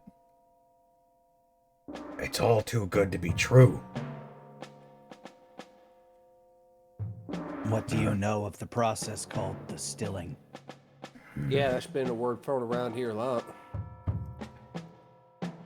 I know that super mutants, whenever they're in close proximity to Johann, they tend to start acting more human, less feral. They get smarter.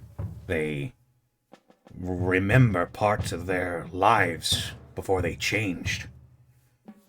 A lot of people couldn't handle it at first. Some of them even off themselves. Holy shit. Have you seen the process happen? Have you seen what it looks like? It's just... You see his tongue, flick against his teeth as he's searching.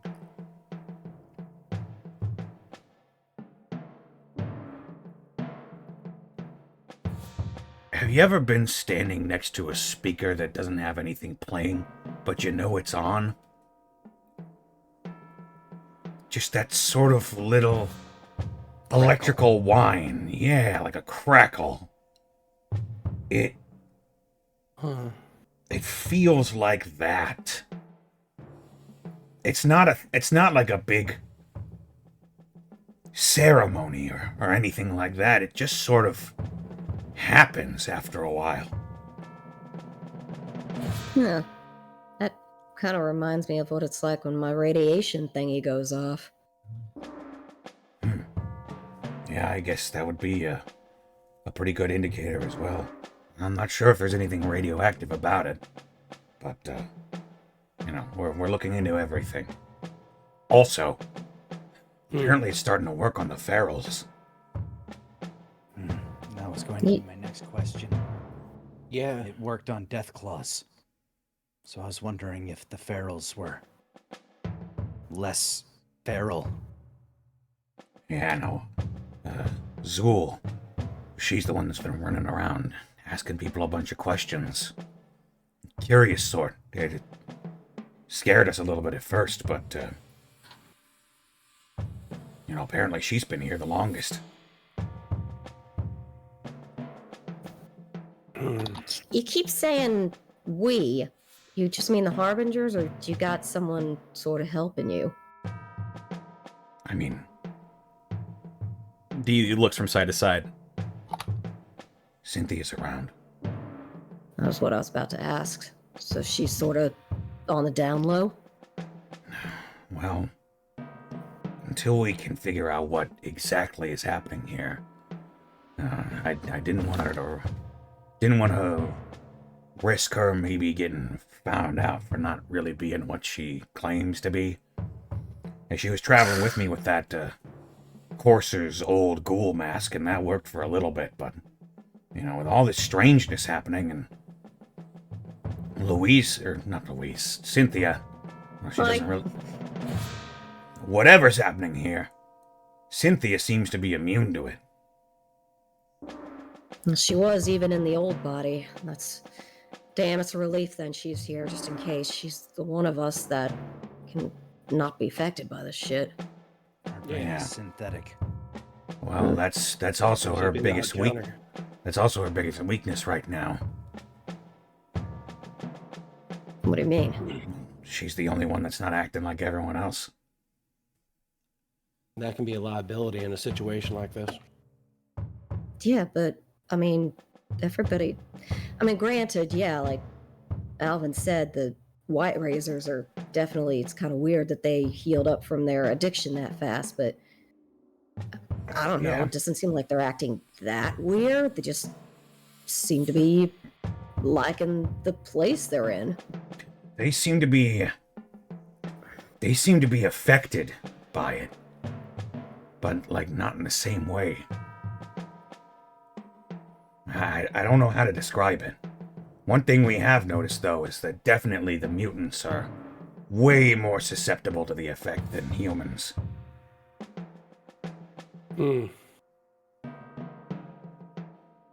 Almost seems like, if I had to think about it mechanically, Johan's like a transmitter, and he can put out a frequency that causes this still and stuff. Now, more people are more receptive to that. Ferals and mutants seem to be the most receptive. How about the other ghouls? Not the feral ghouls, but y'all and all y'all. A lot of the Harbingers, they're sort of starting to look at Johann like he's some sort of, I don't know, some sort of, well, I don't want to use the word God, but, they're really Messiah. something for sure.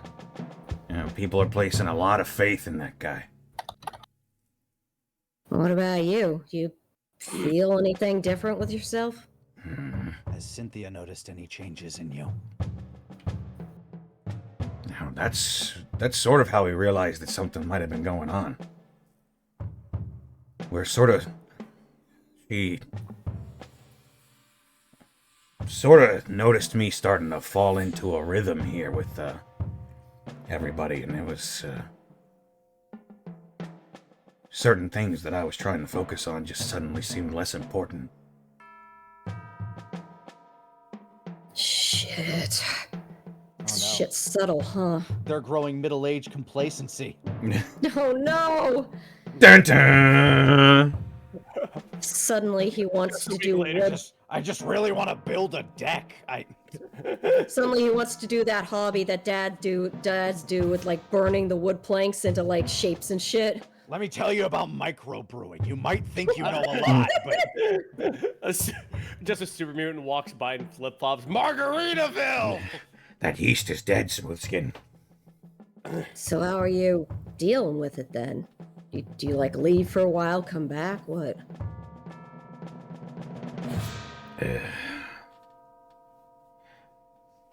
Well,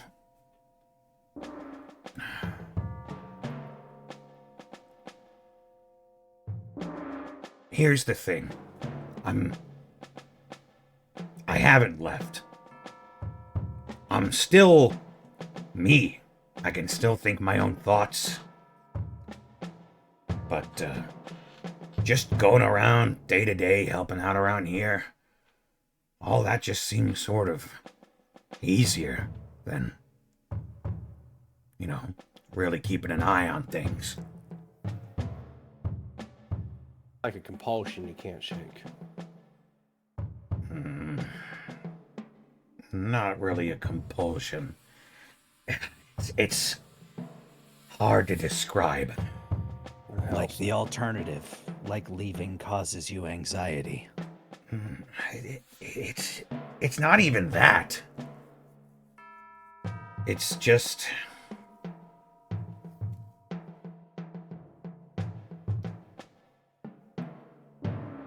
It seems silly to want to leave.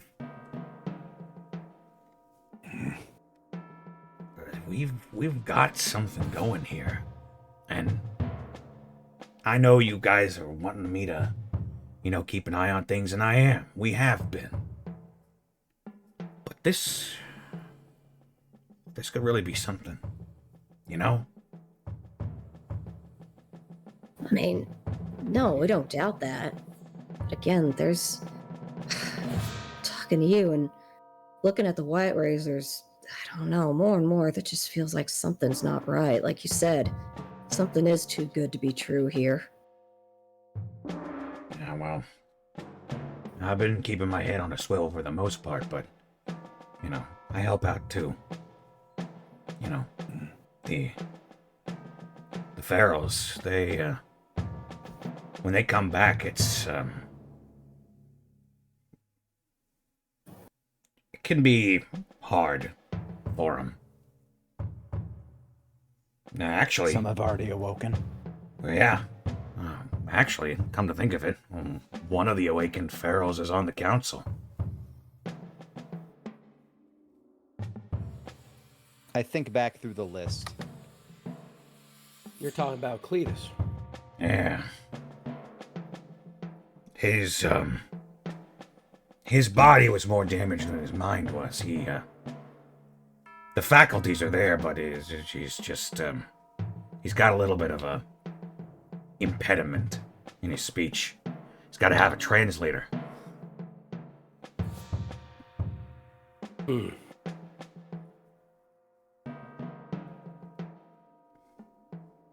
I'm telling you what, y'all, this is just getting weirder and weirder. Definitely feeling a little uncomfortable again. But nothing that's been said has risen to the level of maliciousness. No. We just need to figure out if this stilling is a conscious effort or if it's entirely automated at this point. Yeah, but again, don't forget what that super mutant we met talked about too.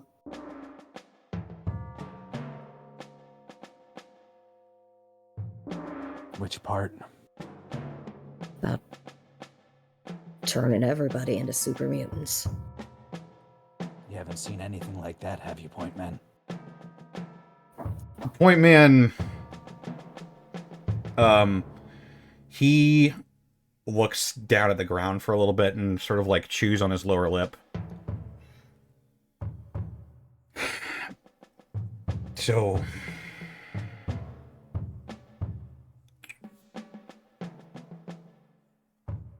There is a...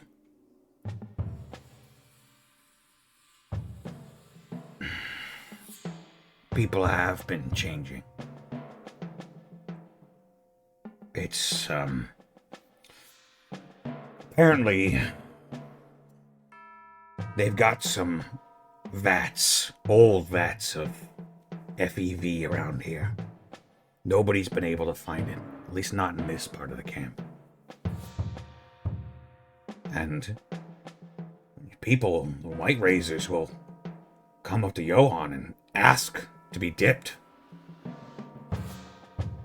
It's happened a couple times, maybe 2 or 3 times now. It isn't like a big ceremony or anything. They just go in one way and come out another. They seem happy. They seem like themselves.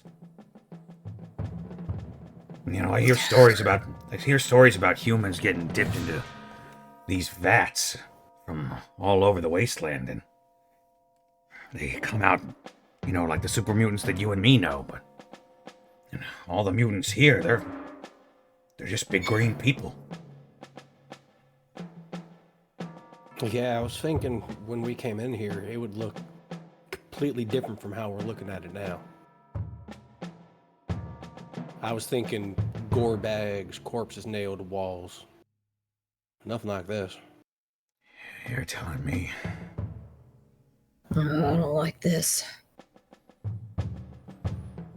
Maybe Johann's not conscious of it, but what if he, whatever he's emitting, just makes you all complacent, makes you want to stay, and gradually just gets your brain to the point where you want to become a mutant. But it's not really you, not if you were away from Johann and weren't under the influence of it.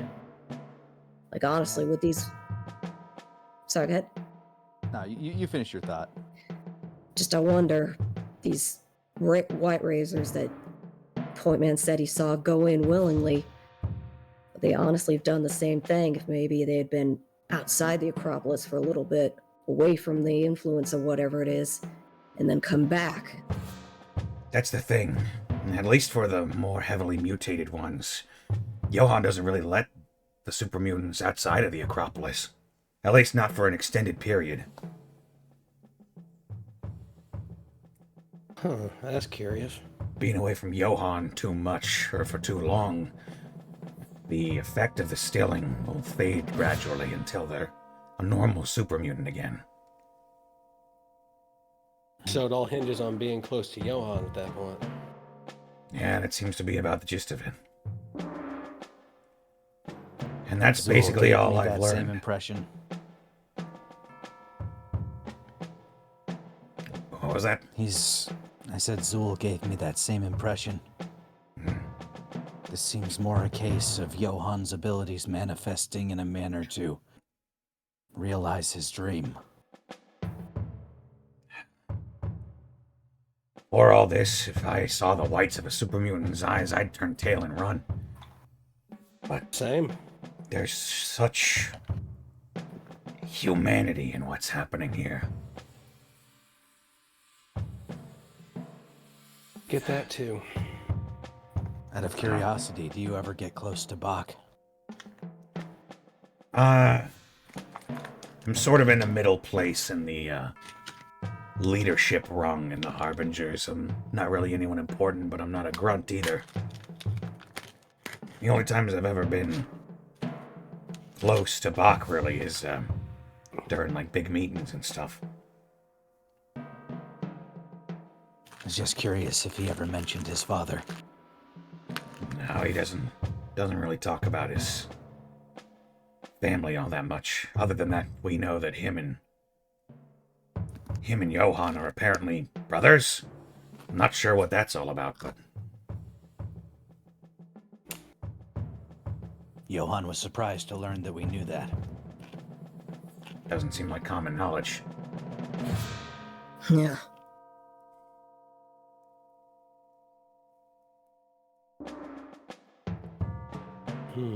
Well, at least not outside of the Acropolis.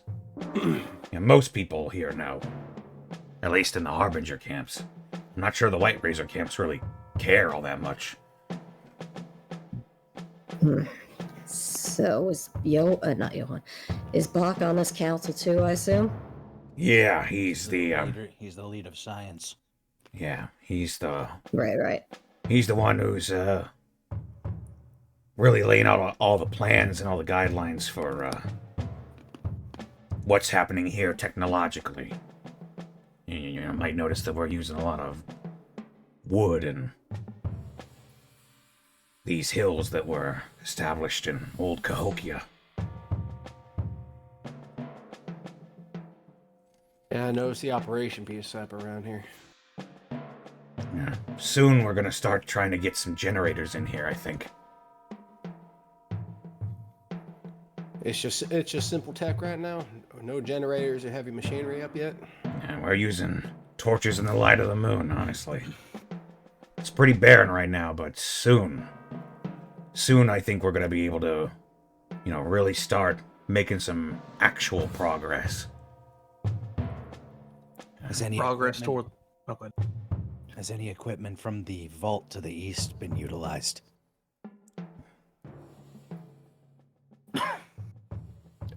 That's the thing. The only one who really goes into the vault is Johan. Interesting. You know something I kept thinking about? What was that? Coffee. Yes, but in all seriousness, God damn it. The way that Johan has nixed any kind of chems in this camp. Which obviously I get that for the White Razors, but I'm starting to wonder. You think maybe the stems block out whatever mind thing is happening? Point Man scratches his chin. Huh. Never really thought about that. I did. Maybe it's a coincidence or I got lucky. But I remember back when Johan left us the first time. I was hyped up on Turbo. But I was the only one who didn't kneel when he forced Apex and Alvin to.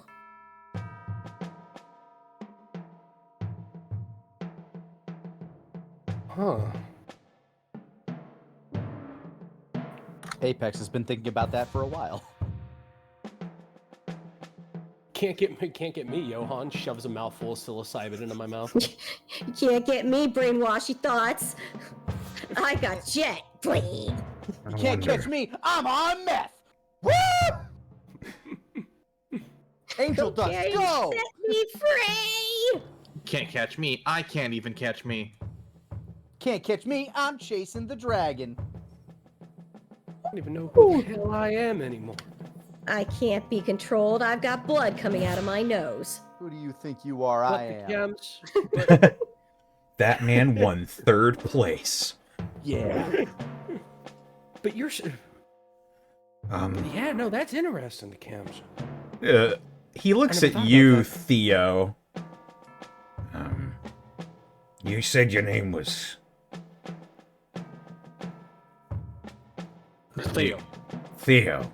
Yeah. What's your take on all this? Truth scares the hell out of me. I've heard a lot of people talking about progress and how things are going to start moving soon, but no one seems to be able to define where things are moving towards. People keep saying things are getting better or there's new things about to happen, but I people assume don't seem to know what that... that is. I assume the people in the circle of advisors, they're more up to date on that than I am. The rest of us, we just seem to be working. Is that what this is? Work? If I could be completely honest, it doesn't really feel like a lot of work's happening. It feels like more you're being kept busy. I mean, the White Razors are all building. Yeah, but just because you're building doesn't mean you're necessarily building anything useful. Walls, they did- pretty useful. Well, I mean, I guess you have a point, but also, I see him building palisades and whatnot over there with the white rays and whatnot. And that's what was important. Palisades for what? Defense. Against who? People I talked to said no one's even heard of this place yet. Yet. Anything like this pops up. Places like this. Imagine Westport. If it didn't have walls, security. Would it thrive the same way? I suppose not. Say nothing about the turrets and defenses outside of Riverside. To be fair, both can be true. You can have a portion of people actually working on something useful, but have nothing to do for the rest of them, so you do keep them busy doing something else until you find a use. We aren't allowed in there. What are they building? And I point to the Harbinger's camp. Yeah, well, we're essentially doing the same thing. We're setting up houses and yurts and whatnot, building up this side of the wall as well. We've also been trying to incorporate our sort of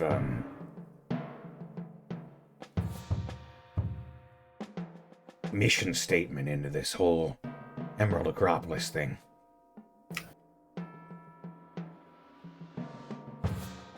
Mission statement. Yeah, well, anyway, you know how ghouls can't really, Yeah, no, I get Make you. babies. Right. Well, neither can super mutants, it turns out.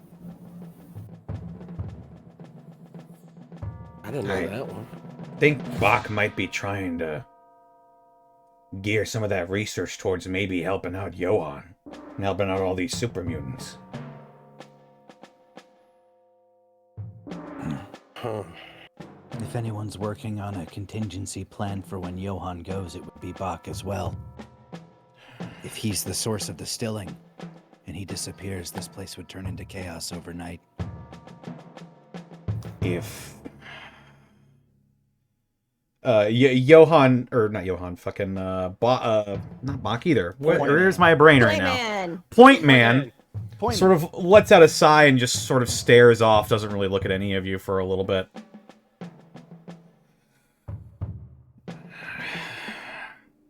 Something about that scares me a little. You get super mutants that can breed with each other. That's it. If you're talking about my opinion, you get big, muscle-bound, intelligent, perfectly geared to tackle the wasteland and all of its hardships. And they can reproduce by themselves without the need of FEV. Yeah, that's kind of about the final note biologically. And if anyone learned about that, this place would be under siege in a matter of minutes. Exactly. It's a powder keg. Oh, boy. Oh, shit. And it seems like we're the only ones around looking for sparks.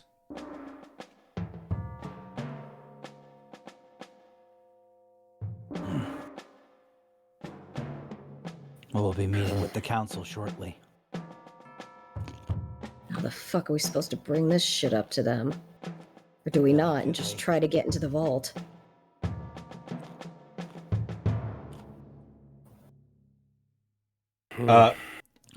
Point Man looks at your pit boy, Louise. From what I hear, if that's your plan, you can get in with that. Above game, do I know that? Have I just forgotten that, like, do Pit Boys open up any vault? You know that pit boys will open up most vaults. Alright. I mean, yeah, that's true, but I can't guarantee that I'd just be all alone and nobody will notice me going in when I open it. Well, I mean, if no, Johan's the definitely. only one that goes, Someone's definitely gonna notice. Have you heard those things open? That's my thing. It's like, yeah, I can get in, but I would assume there's something important down there if Johan's the only one allowed down, and I damn well would think he'd have it guarded heavily.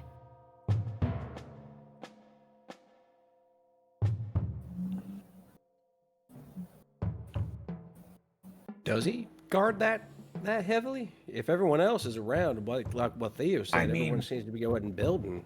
No one can get in, so Yeah, and no real Johan's need to here. guard it. Moreover, Oh, no one really okay. knows where it is. Then we get a gauge for their agenda. If we feel like we need to go in without permission, we do. You just gotta All be right. real If he- careful. And if he doesn't let us willingly,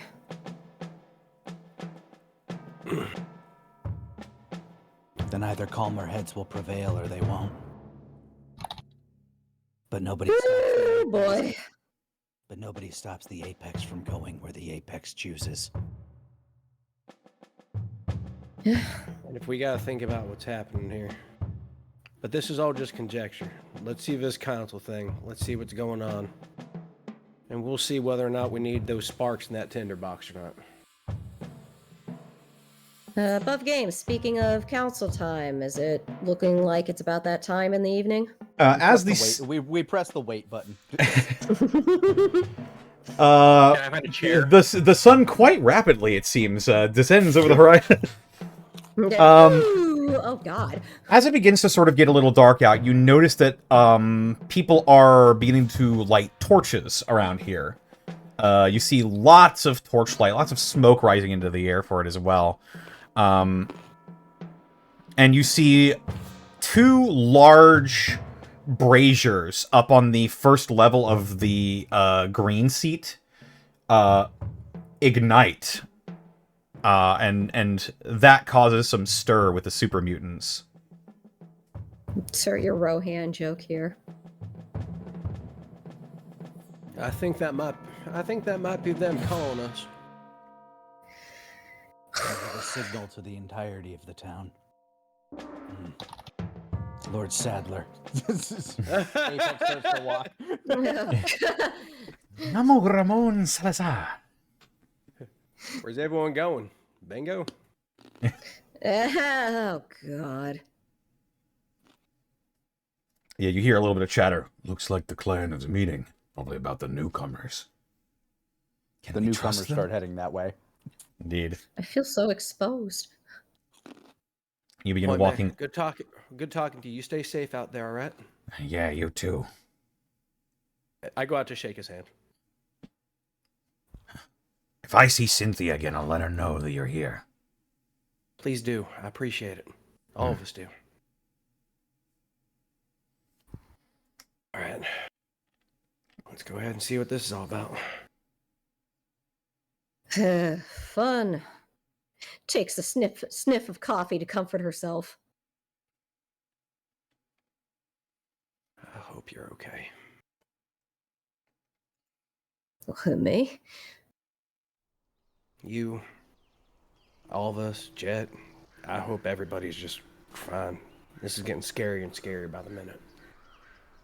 Yeah, let's go check on him and see.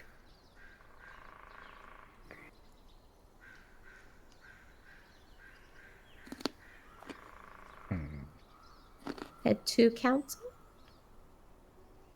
Yes, indeed. I'm just looking for some ambiance. He's just thumbing through the music. Nah.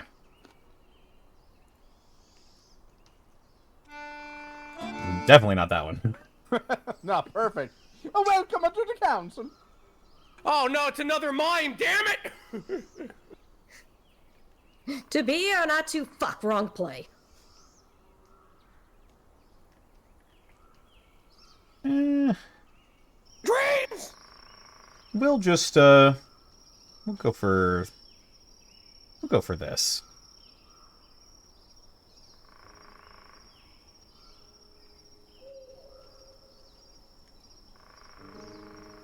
Oh. There we go.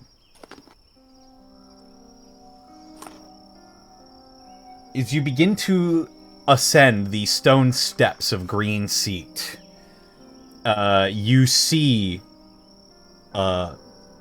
seated around a large pit, a large fire, it seems, are several individuals.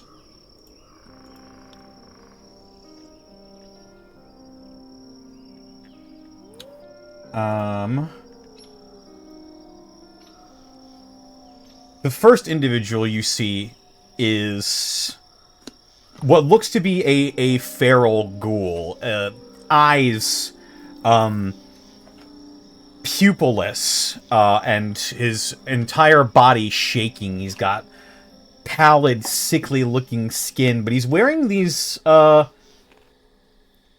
rather clean-looking overalls. You're used to seeing ferals with, like, almost clothing fused into their skin, but he seems to be wearing, like, actual clothing.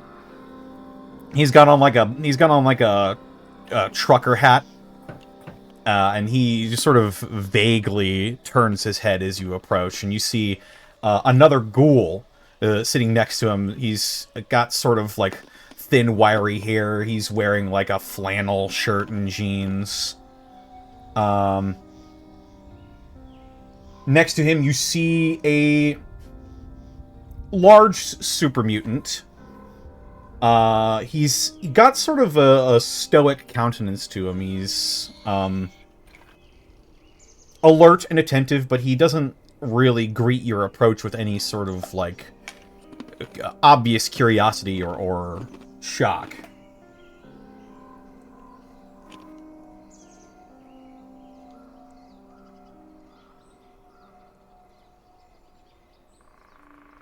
Next to him, you see Art?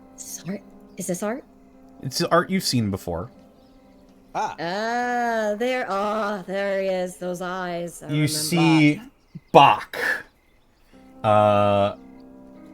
who seems to greet your appearance here with, not necessarily warmness, but more curiosity than anything. As the, I suppose, super ghoul looks at all of you and, sitting sort of with his legs crossed and his, firearm sort of, off of his back and resting behind him. I'm standing at a distance where the light's kind of reflecting off of me a little bit, but I look like I'm not standing in the full light of the fire at the moment.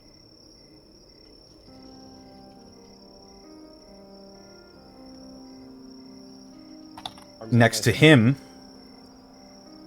is another super mutant. However, this one is unlike any that you've seen before. This super mutant is quite tall, quite wide, and has this stark navy blue skin. It's... Those of us that rolled well would know this as a nightkin. Indeed. As, he sort of almost seems to naturally blend into the night sky behind him.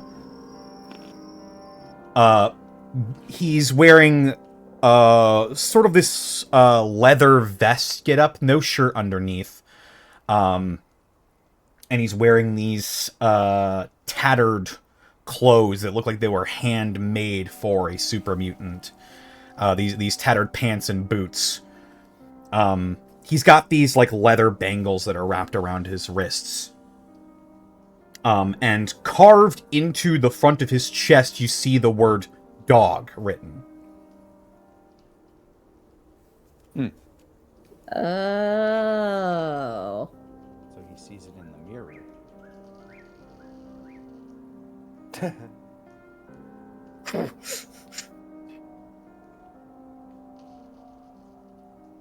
Sorry, I just thought of it, and then just the synapses high-fived, and that just... It's like... And sitting next to him is another Nightkin, A bit thinner, definitely smaller as well than the other one. She seems to be clad in sort of like a summer dress almost.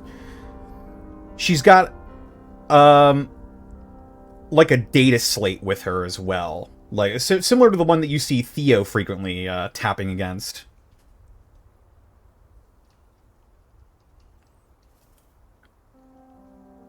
And she looks up and she waves to you all. Gives a big smile. Oh, is she friendly? I give a nod, wave. And finally,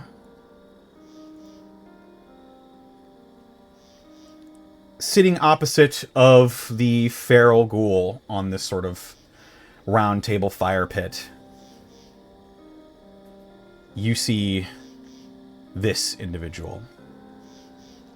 All right. Art? Hell yes. Oh, Did she's that seen not go better through? days for Oh, sure. there we go. Holy shit, she pissed. You I feel like we were see, supposed to meet her under different circumstances. you see a lively, muscled woman with dirty, wiry brunette hair. The white of one of her eyes is completely bloodshot, while the other is significantly less so. On one side of her shaved head, she's got sort of a C-shaped scar that looks, not fresh, but definitely new. Especially new to you, Alvin. She's wearing this, like, what's it called? Is it tempered leather? It's hardened leather jacket with these sort of scrap metal pauldrons that she's fashioned for herself. She's got piercings that essentially just look like screws that have been bolted into the cartilage of her ear. She is littered in scars and dirt, and she's got such an angry countenance to her. And Alvin, you notice another thing as well.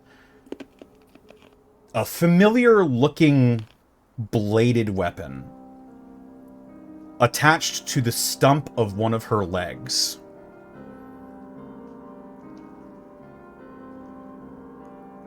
Is the stump a new addition to Alvin too? That is definitely new. Okay. Jesus. As you see, for the first time in so long, Jet, the leader of the White Razors.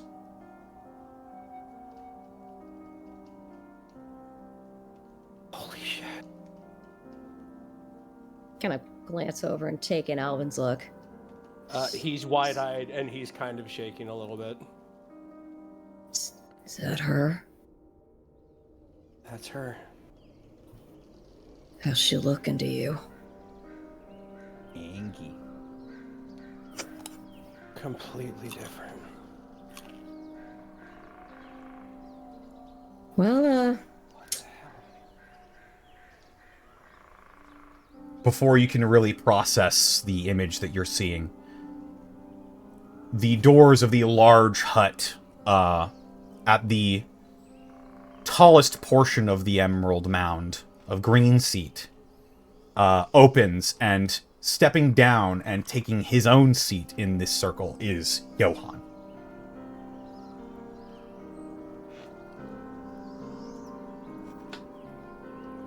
As Johann approaches and steps into his seat, I would walk into the more into the firelight of, I'm guessing, the centralized bonfire. Yes, you as you're walking into this sort of pit, you notice there are like cushions, 4 empty cushions that have been laid out for each of you. like in the front of the circle or in the middle? Yes, in the front of the circle. Okay. I'll take a seat. I'd step forward and before sitting, Thank you for seeing us. Thank you for coming. Thank you, all of you, for coming. I know this is a strange new addition and certainly an unexpected one, but I would like to introduce you all to the Runaways. My trusted advisors, these are my friends. They're the ones that freed me from my cloister. The first people that treated me with any real dignity. They're considered heroes on the other side of the arch. This meeting is for us to all to get to know each other better, to establish trust. I know you all have a lot of questions, and I'm hoping that we get them out into the air now. We will take turns. First us, and then you. And once we were all satisfied, we'll talk about where we go next. Seems fair. Is this agreeable to you all? You see... Oh, yep. Looks to you, Louise. Oh, swallows a little nervously. Yeah, no, I'm good. Yeah, it takes her a place on a cushion.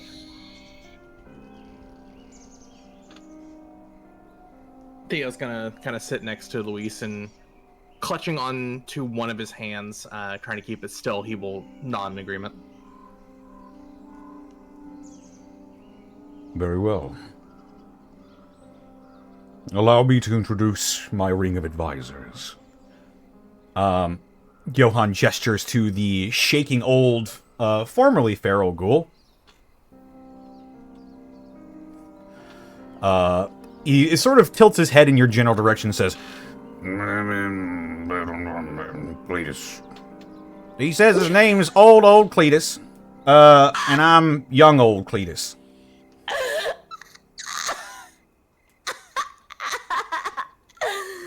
You just took me back to the natural wonders. Zito had a character named New Old Cletus. Oh, did he? Yeah. Fuck. Me and Zito linked brains from like... Yeah, like literal same brain. Oh my god.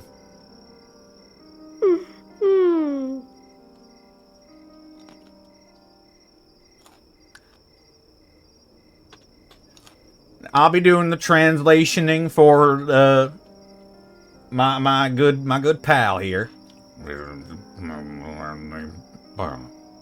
I probably shouldn't say that one. The super mutant, the regular super mutant, sort of sits up straight. My name is Abraham. I run the trade.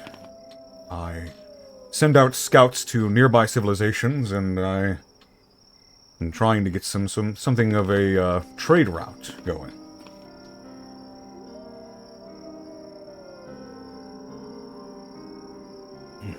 We met one of your representatives. No, did you know? Mungo. Ah. I see. He's doing well, I take it. Last we saw. Excellent, excellent. He should be returning any day now.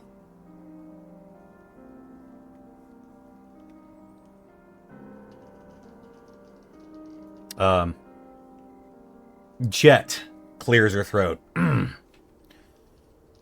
Name's Jet. Y'all already know who I am. Don't see any need to introduce myself. But I'm war chief of this here camp. That's it. Next. And, the sort of smaller Nightkin will, adjust their dress, sort of like, flattening it out. She's sort of sitting, more Japanese style rather than, the cross-legged sort of thing. My name is Orchid. I am in charge of shoring up our plants and getting together a harvest.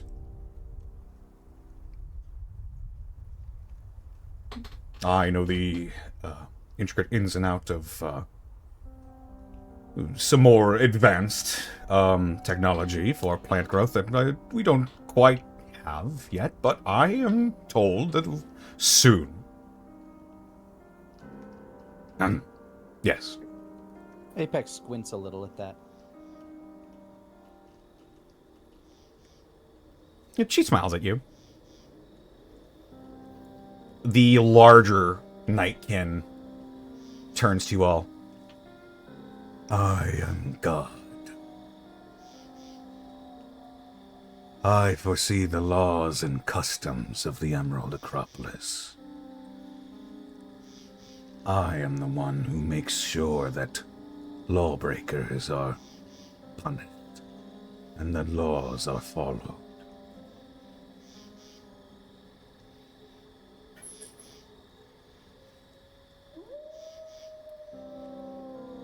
No comment. Bach then speaks up. I'm Bach. I am in charge of scientific discoveries as well as research and development.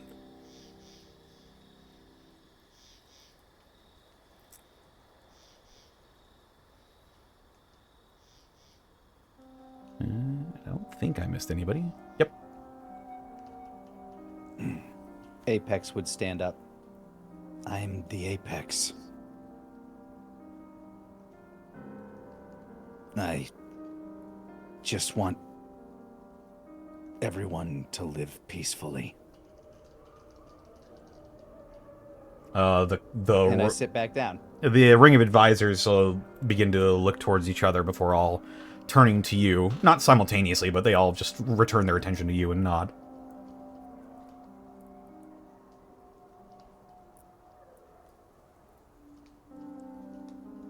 Johan Alvin gestures. stands. Yeah.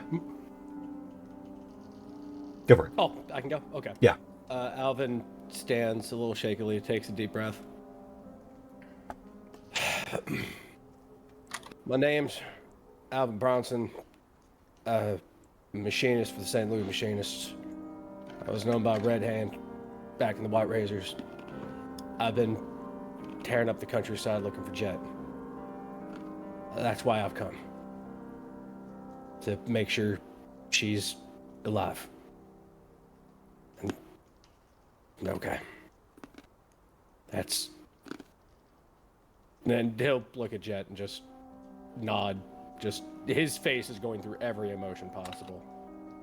That's me. It is incredibly hard to gauge the reaction that Jet gives to that information. She just sort of tilts her head and keeps her eyes on you like a hawk.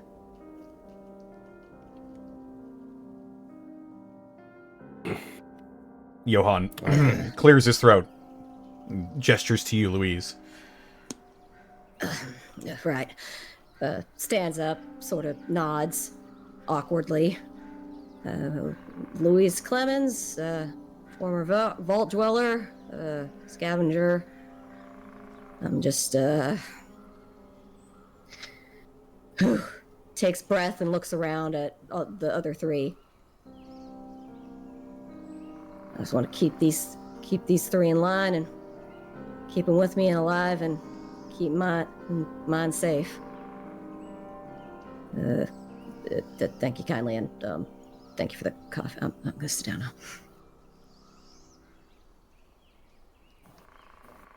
now. He looks over to you next, Theo, and gestures for you to introduce yourself as well. Theo will stand, a bit more practiced. Name's Theo August. Somewhat of a soldier of fortune, but I heard this place is pretty good and wanted to see if it was too good to be true, to be honest. And he'll nod and sit. You see a lot of eyes darting over, looking at other people across from them. At that, before they all nod slowly.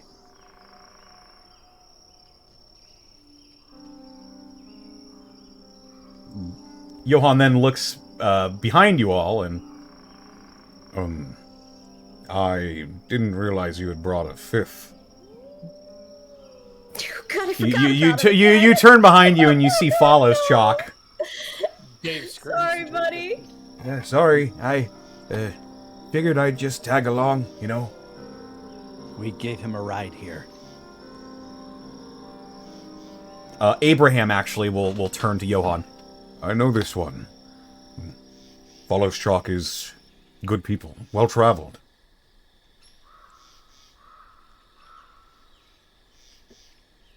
Johann looks at him and strokes his chin. Any friend of the Runaways is a friend of mine.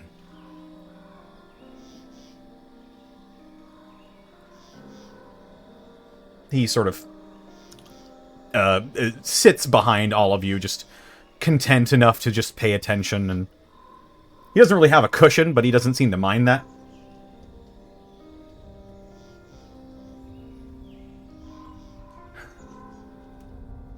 With Right. introductions out of the way, you have questions for us, and we obviously have some for you.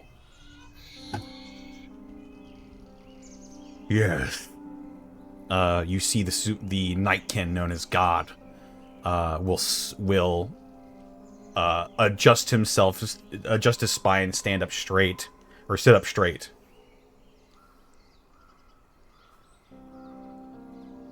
You are traveling with a member of the Brotherhood of Steel. Yes. But I see that they're absent now. Where is this brother?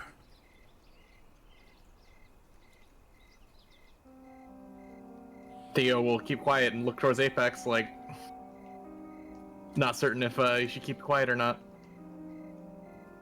Louise does the same because she's honestly not sure now. Actually, she's like, wait, Theo or If you're referring Dread? to my, if you're referring to my brother, he's looking after my parents right now.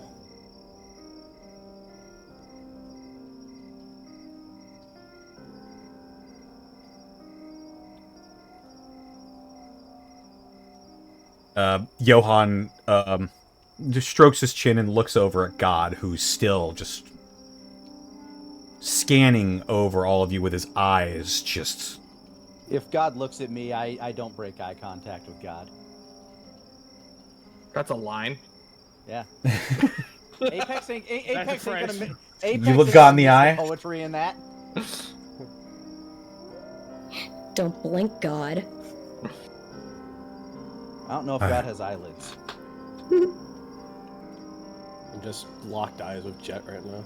One of the mutants, Berkeley, was sent out to scout. He had noticed a bonfire in the forest outside of the Acropolis. He said that one of you had iconography of the Brotherhood of Steel. So which is it? For transparency, I look to Theo. he worked with my brother. He's been traveling with us for a while. He's a good person. Doesn't follow the Brotherhood's doctrine to the letter. Apologies for not. Okay. He likes to grow plants. Apologies for the deception. We were told that Brotherhood members make some folks here feel uncomfortable, so decided to just keep quiet about it. It is because the Brotherhood of Steel thinks they can control everything, everyone. On that we agree. But I trust him. And he locks eyes. He pulls his gaze away from you, Apex, and looks at Theo. Do not. See, I have known members of the Brotherhood of Steel. I know what they are like, and I know what they are capable of. And you have brought them to our door.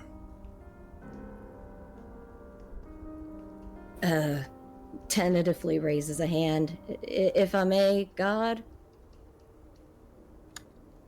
He lingers on Theo for a long moment before looking over at you, Louise.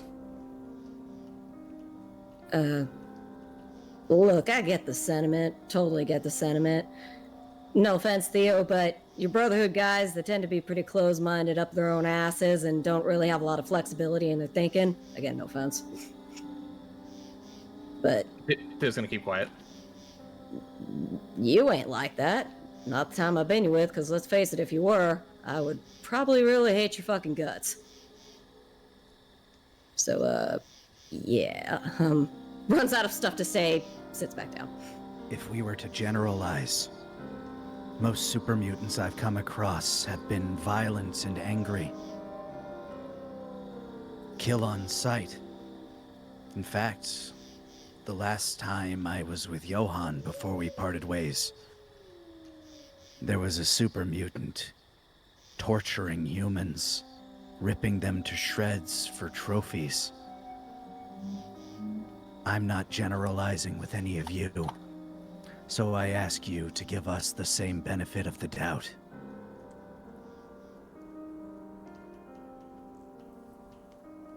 And I look God in the eyes once more. as I say Make this. make a charm roll. This will be all of you. Oh, God. Why did none of us have charm? You have +1. All of you have +1.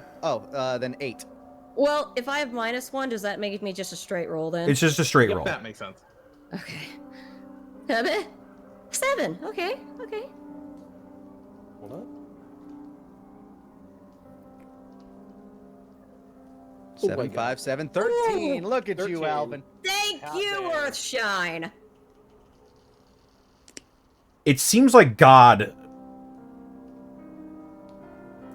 narrows his eyes and is beginning to open his mouth to say something. Johann raises his hand. The Apex speaks truthfully. If we are to establish good relations with everyone in the Wasteland, we need to be open to anything and everything, even if that includes the Brotherhood of Steel. Should that prove to be a mistake, we need to be prepared for that.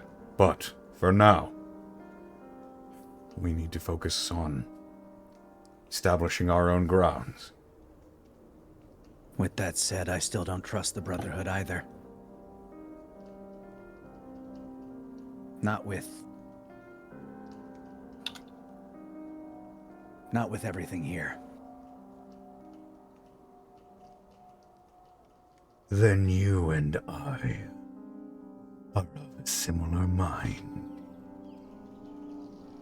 He looks towards you Dang. again, Theo. I'll be watching you. Theo's gonna, again, used to being dressed down by military superiors, is just gonna keep quiet, try not to say anything.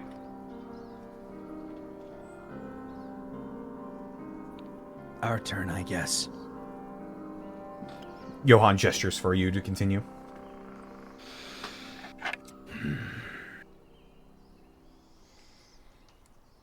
You've built a beautiful township. I'm curious.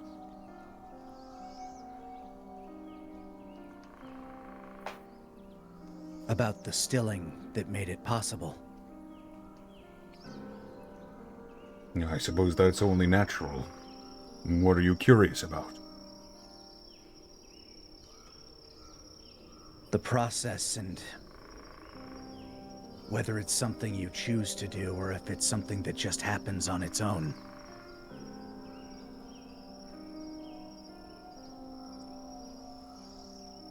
Bach actually speaks up. It's both.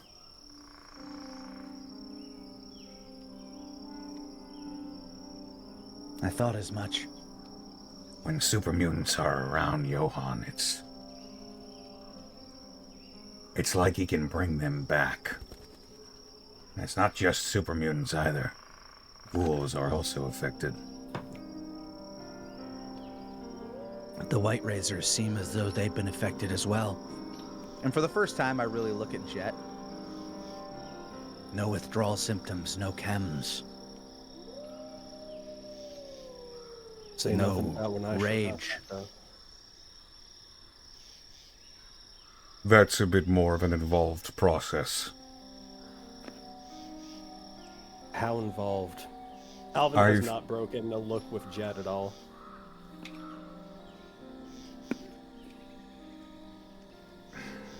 Turns out they just needed hugs. Hugs and hot cocoa. Even as far as we've come, I'm still not certain what the extent or how it works is, but I can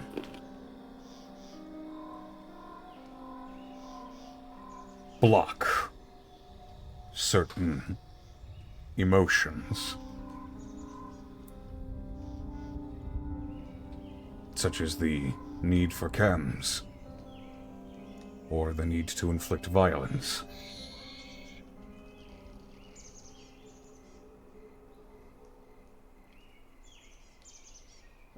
If it can be considered part of the same question, how far is the range of your ability? And how long after someone leaves it does its effects remain? We're still not sure.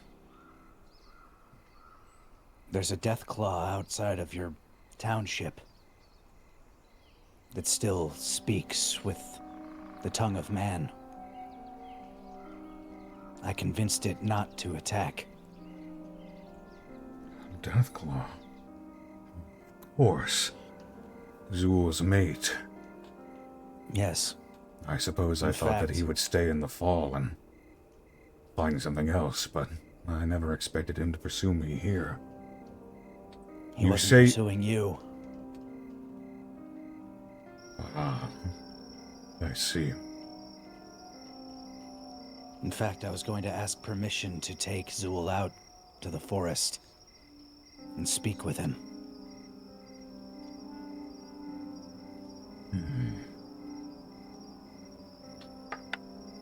Zuul has become an active and important member of this community.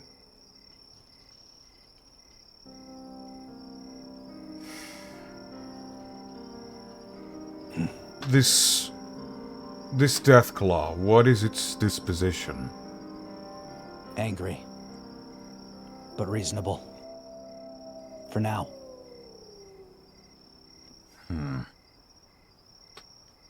I don't know what you use to measure the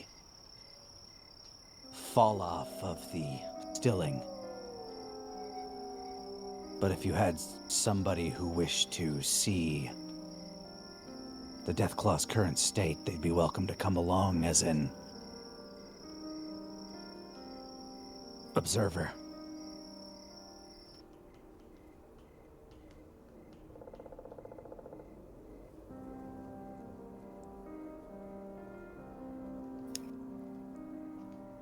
Johann thinks for a long moment. You don't need Some- to answer now.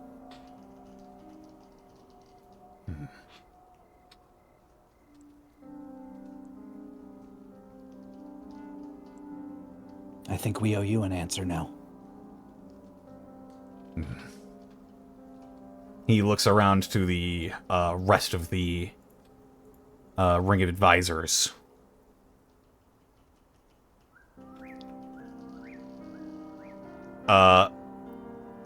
The super mutant who introduced himself as Abraham turns to you all. I hear that you're quite important outside of the Acropolis. If you're open to it, when the time is right, we want to try establishing some trade relations.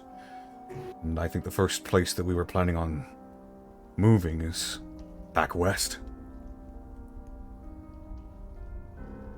We have friends in Westport, but you're more likely to find true allies in Riverside. That would be where we'd start. Would you be willing to facilitate that if we can reach some sort of an agreement? Riverside is already primarily a ghoul colony. It's just I wouldn't see the issue. Yeah, humans and ghouls interact in there, of course. That's where I was brought to. I was pretty much brought up there and nursed back to health over in Riverside, so they'd be willing to hear me out. And Apex and everyone else, that could be a thing. Bach speaks up again. One of my men goes by the name of Point Man. Apparently he used to live in this Riverside. Him and a couple of other ghouls that called themselves the St. Louis Machinists. Seems legit to me. Sir. Point Man's a good friend of mine.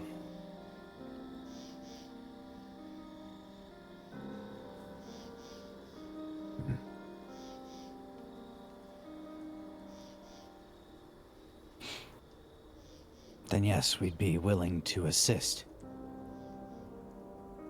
So long as we leave on agreeable terms.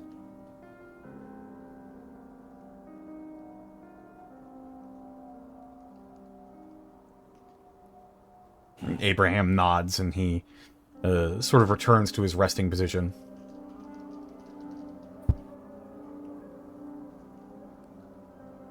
That would make it Vault your 40. turn. Vault 40. What's inside? We've heard you've gone in and out. And only you. The members of the... Even Jet sort of peels her vision away from you, Alvin, and they all begin to sort of murmur to each other, Vault 40? How do they know about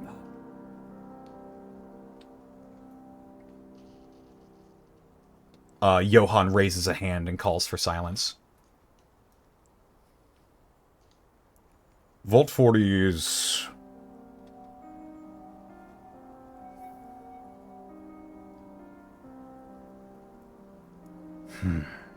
How to describe it? Vault 40 is...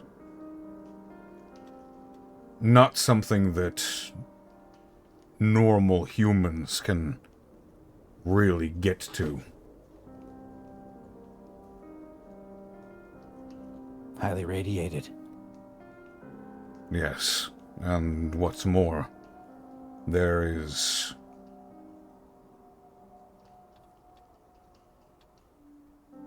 dangers down there. I'm trying my best to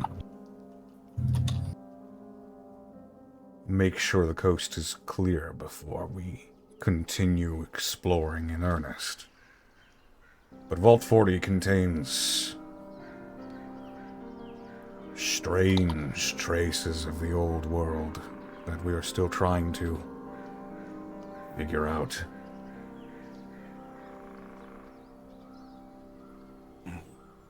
Then as a warning, if there's anything that might draw outside eyes here, it's that vault. The vault. It contains something that its previous occupants desire. Or at least they claim to be its previous occupants. Am I working now? Hello? Oh, Oh, yeah, you're we coming can in hear a you. little soft.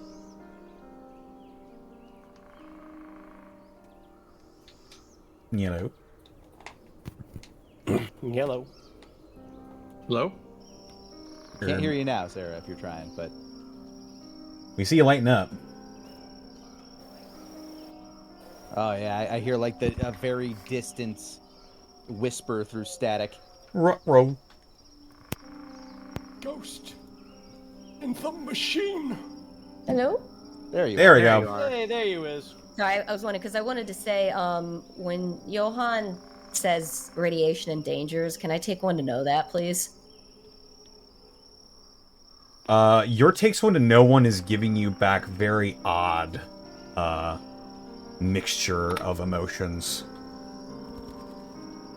Like he's hiding something, but not you're not necessarily quite lying. you're not quite sure what to make of it. Can I anything specific about that, or just jumbled, or It does seem like he might be hiding something or not saying something, but he's not lying to you. Like it could be a half truth or a concealed truth. Right. Or the lie of omission.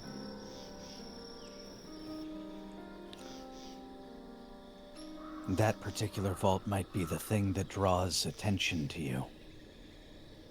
Its previous occupants desire something that remains inside. For whatever reason, it's tied to something greater than itself.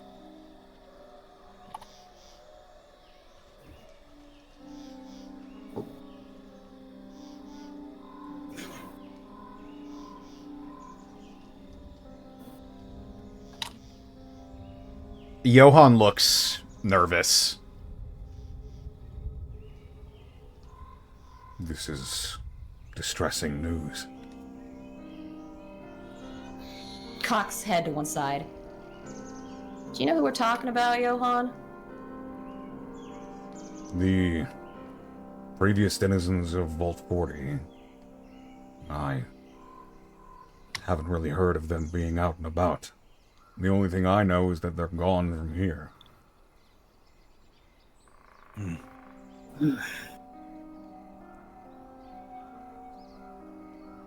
We've had limited dealings with them. They call themselves the Archers. They were the ones that drove out the Brotherhood. Shock immediately begins to erupt as the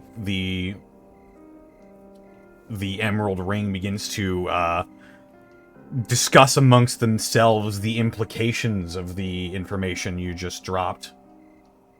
You hear Archers. Louise kind of leans her head over and mutters to Apex, "Shit, if we're gonna go that far, can we just give them the whole shebang?" Apex is trying to figure out what they're is listening in on what they're saying. Like, I'm dropping these bits of information to see what they know and how much they know of what we know. You get the sense that Apex is testing them. Old Cletus seems to be sort of just chewing on what remains of his bottom lip. Young old Cletus looks confused. Abraham looks very nervous. You hear him mutter, They're the ones who beat the Brotherhood of Steel back in the day. They came from Vault 40? And They claim to. So the story goes. They had technology that could punch through power armor like a son of a gun.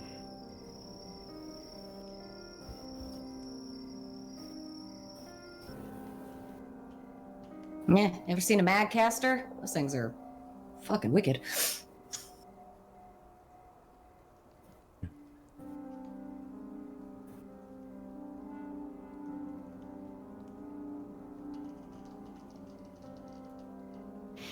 Your turn.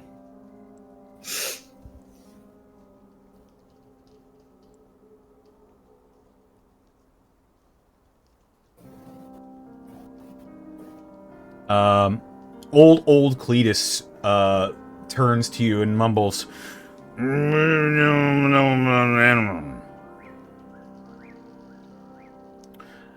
he says, what do y'all know about rearing animals and creating safe environments for cattle and whatnot? Apex looked really excited. Then they said cattle.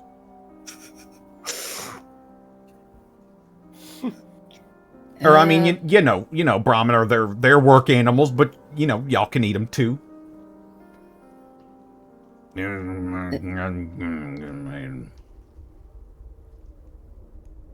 I know a decent bit.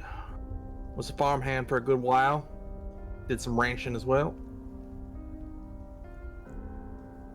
I grew up on a farm, but it wasn't really... We didn't raise animals that much. My hands turned to machines, structures, armor, and weapons. I scavenge stuff. I'm not much for animal husbandry and whatnot. That said, I tend to get along with animals more than I get along with people. So if there is anything specific you're wanting to know. I'm gonna get that down all day. He says that if you're open to it, we could discuss more about it another day. I would enjoy that. Man. Yeah. I love these guys. Where is this NPC all my life? The Emerald Acropolis. It's a very me answer. I should have walked right into it. Okay, my boo.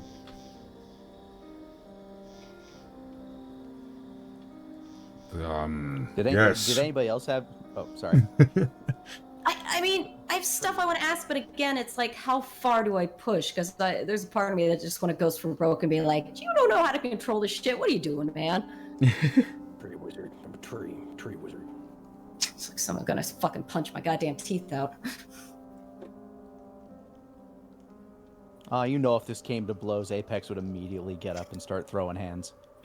I would throw Apex like the fastball special. I don't think you can save all my teeth. We're waiting for you to have the power armor so we can actually do.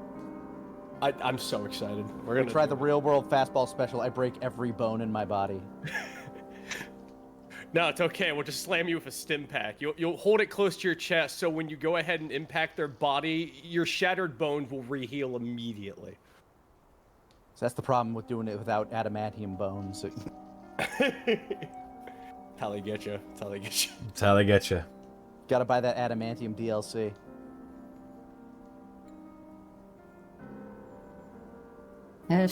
Who wants to go? I can keep asking questions, but I want to give other people a chance. Again, this depends how much Louise wants to potentially stick her foot in it. I'm thinking. Floor is yours. You said. All right. You said you go first. Go ahead. If you actually have one. I do. Follow back with what Johan was saying. You said that the stilling process was different for humans. You could block certain things. How so? I noticed that Jet's looking different from the last time I saw her, not a couple months back. The wound on her head looks recent. That ain't What's that his all fault. It's not his? No. What happened? Stepped on a landmine. Had to get shrapnel pulled out of my head. Lost my leg. And that's what happened with the Krastalev. Despite herself, Louise lets out a slight low whistle under her breath. Son of a bitch, that's impressive. Alright. I thought might have been something with him, but condolences for your misfortune. I'll sit back down, and me and Jet seem to be having a staring match. You blink first. No, you blink first. I said blink, bitch. I'll look over at Apex and nod. That was my only worry.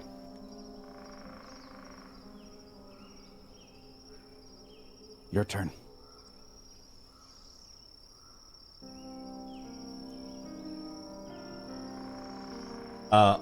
Orchid, the smaller nightkin, raises her hand. Yes, excuse me. I was just wondering if any of you, are familiar with the, tilling of soil and the, cultivation of plants. Plane's back. Theo! Theo is still very much feeling on the back foot. Will kind of just nod, still keeping a casual eye towards God.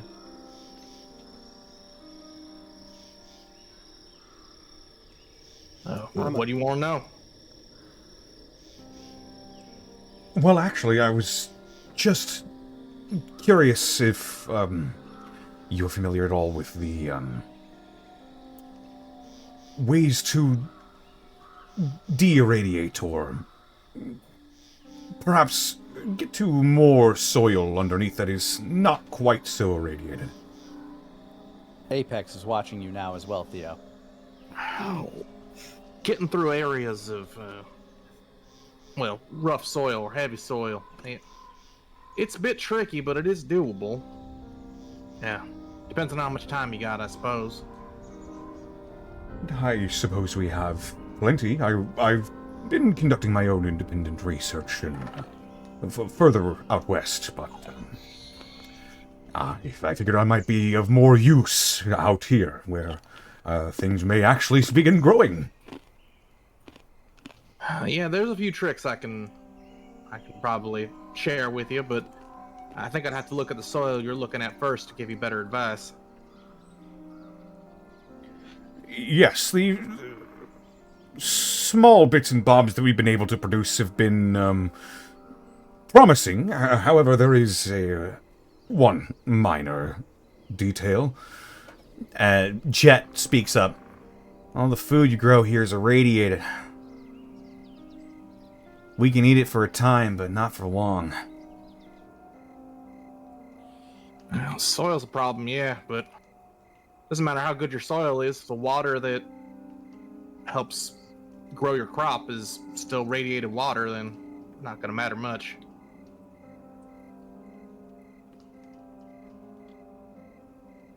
Oh, the water from the stream nearby is mainly what we've been trying to implement into the more normal crops.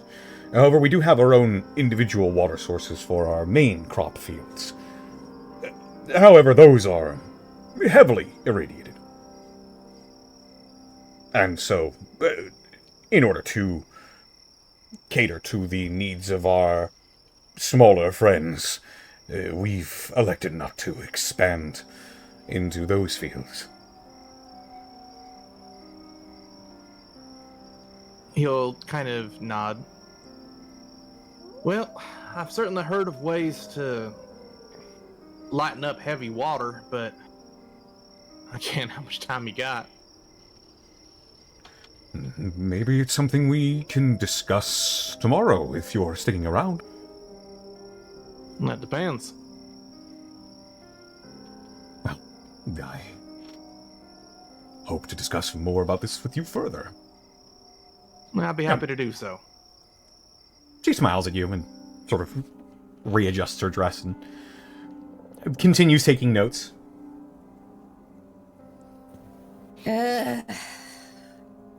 Okay, I got one.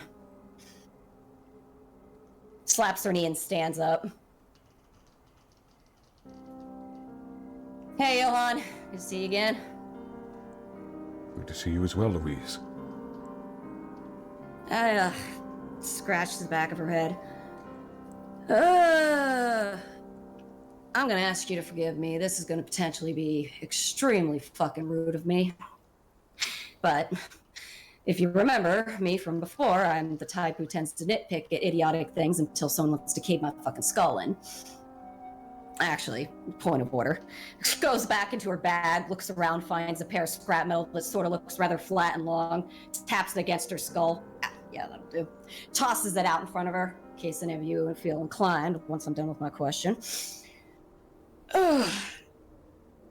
So he said, this power, this thing you can do with super mutants and ghouls, making them, you said, remember or bring them back to themselves, I suppose, right? It's... How should I describe this? It's as if their thoughts are roads. Their mutations have caused some of those roads to become dead ends. I'm able to clear the debris, so to speak.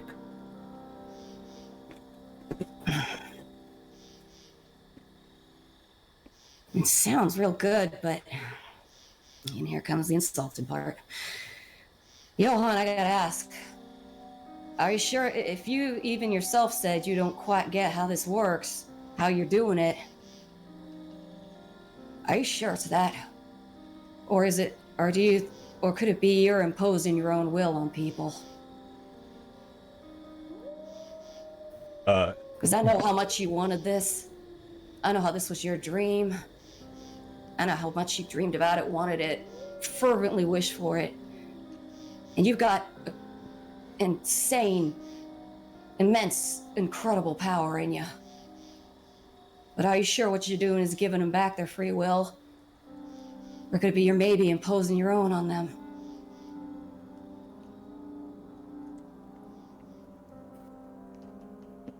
God stands and looks at you, Louise. And here comes the cave-in of my skull. Apex stands as well. Are you insinuating that he is turning us into slaves? Like I said, pipe's there if you want it, but I think I'm doing more than insinuating. Please understand, I ain't doing it because I think it's on purpose or because it's malicious.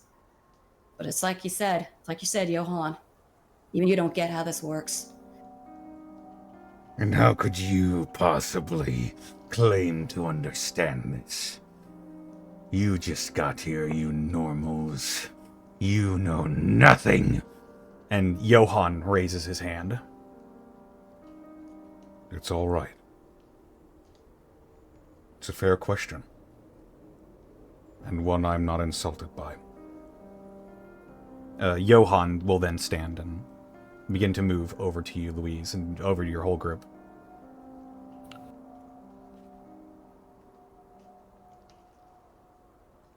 Before we parted ways,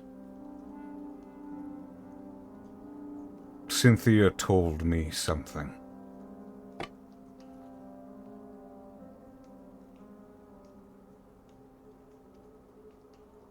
She told me that I am capable of doing something like this, but it won't mean anything if I force it. If I make up people's minds for them,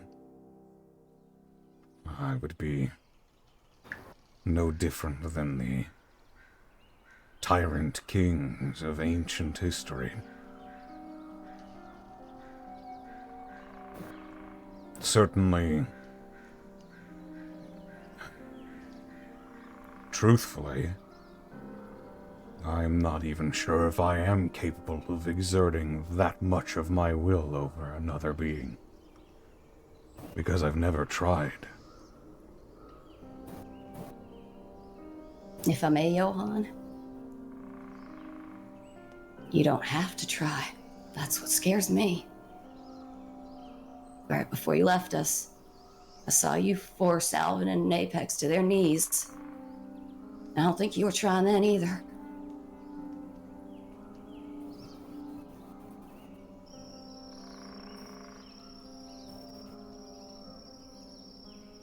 But shakes her head. And aware she's maybe risking something here, she steps forward and just, if he allows it, wraps him up in a hug as best she can with their little frame. Yeah, he allows it. You hear from the crowd, Orchid go, "Aw." like organic old Cletus literally doesn't see this happen, so he has no reaction. Abraham smiles, Jet rolls her eyes and goes, "Give me a break." Do I hear that? Classic Yeah, dad. she's not hiding it. Get over yourself. Excuse What me? it's worth. You heard me! For what it's worth, Johan. I really hope you're right. It fucking is good to see you again.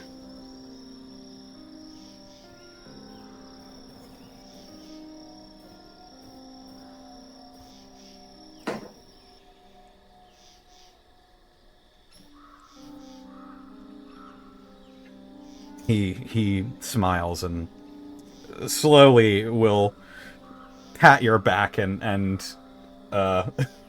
with his rather large hand is trying to be very careful with you. It is good to see you as well. I'm sad to see that Cynthia is still not with you.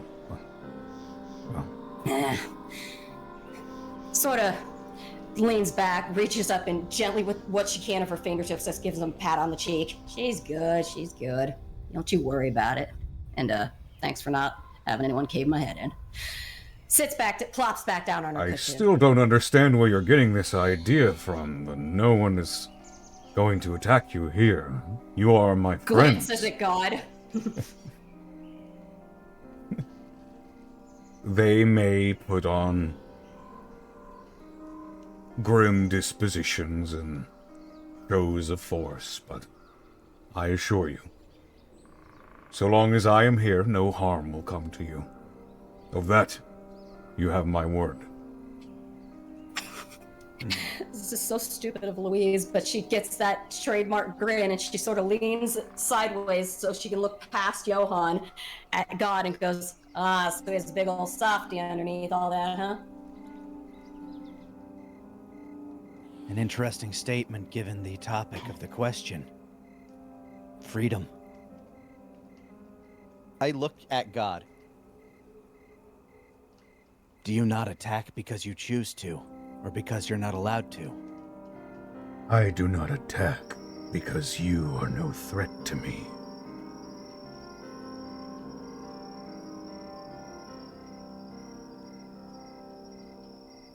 And until you prove otherwise, I'll be watching.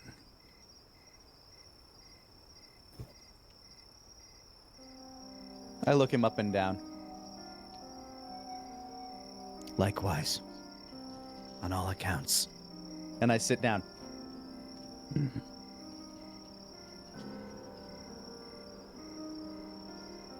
I realize the tension here is getting a bit tangible, so... Does anybody have any further questions on either side? Apex holds up a hand. Yes. I know that super mutants and ghouls don't age like humans and non-radiated animals. But if there comes a day when you're not around, what will happen to those who are stilled?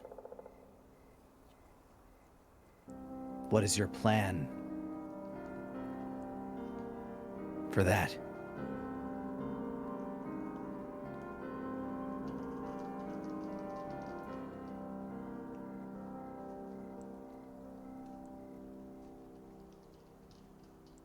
Johan sort of leans back on his cushion and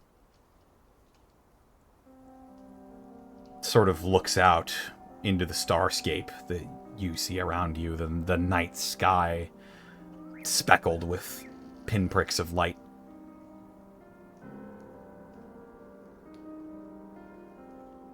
I can't tell you that.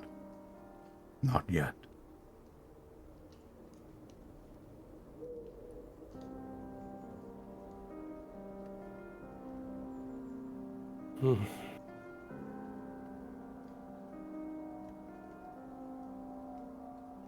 Dio will raise a hand. He nods. Theo, go ahead. He'll stand up. If you don't mind me asking, I'm not sure how brushed up on history you are. Seem to be pretty well educated on the subject. But do you know who the master was? Oh.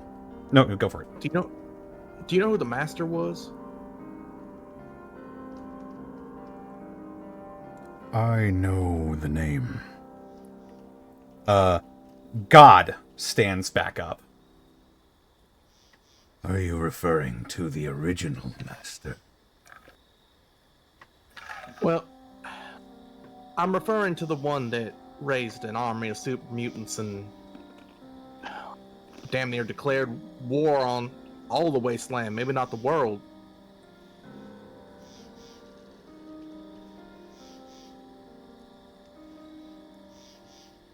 Because I look around and I see not that. Johan, you've been nothing but pleasant. It seems everyone around here has been pretty hospitable. Seem to want to do what's right by folks around you. But when I first showed up, I saw walls. I heard rumors of mind control. And if I see a bunch of super mutants, there are going to be people who don't forget that history.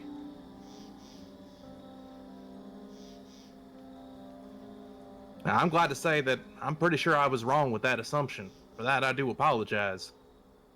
But the others won't be so slow to act or have good guidance. And he'll nod towards Apex.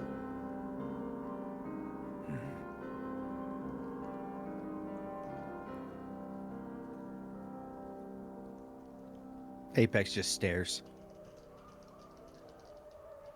So if you remember, or at least know of the Master, I guess my question is, how are you going to avoid the same fate?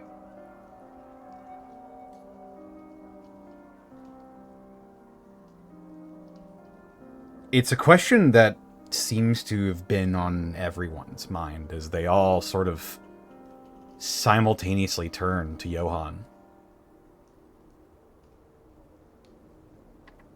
Johan looks up.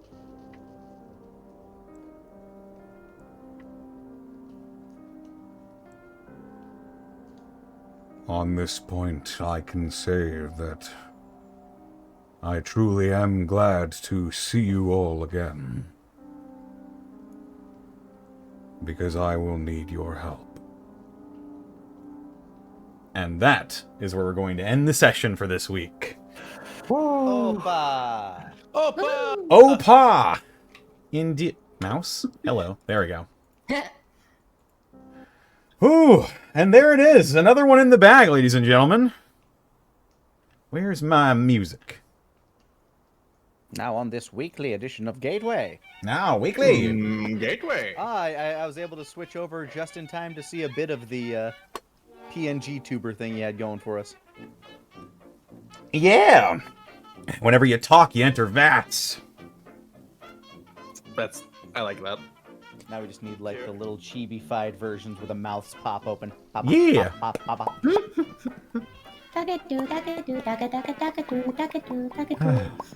All right. Well, that's another one in the bag, folks. And I hope that the mysteries and the sort of plot points are beginning to make their way to the fore here. But for Connor, now... I'm quite literally sweating. Same.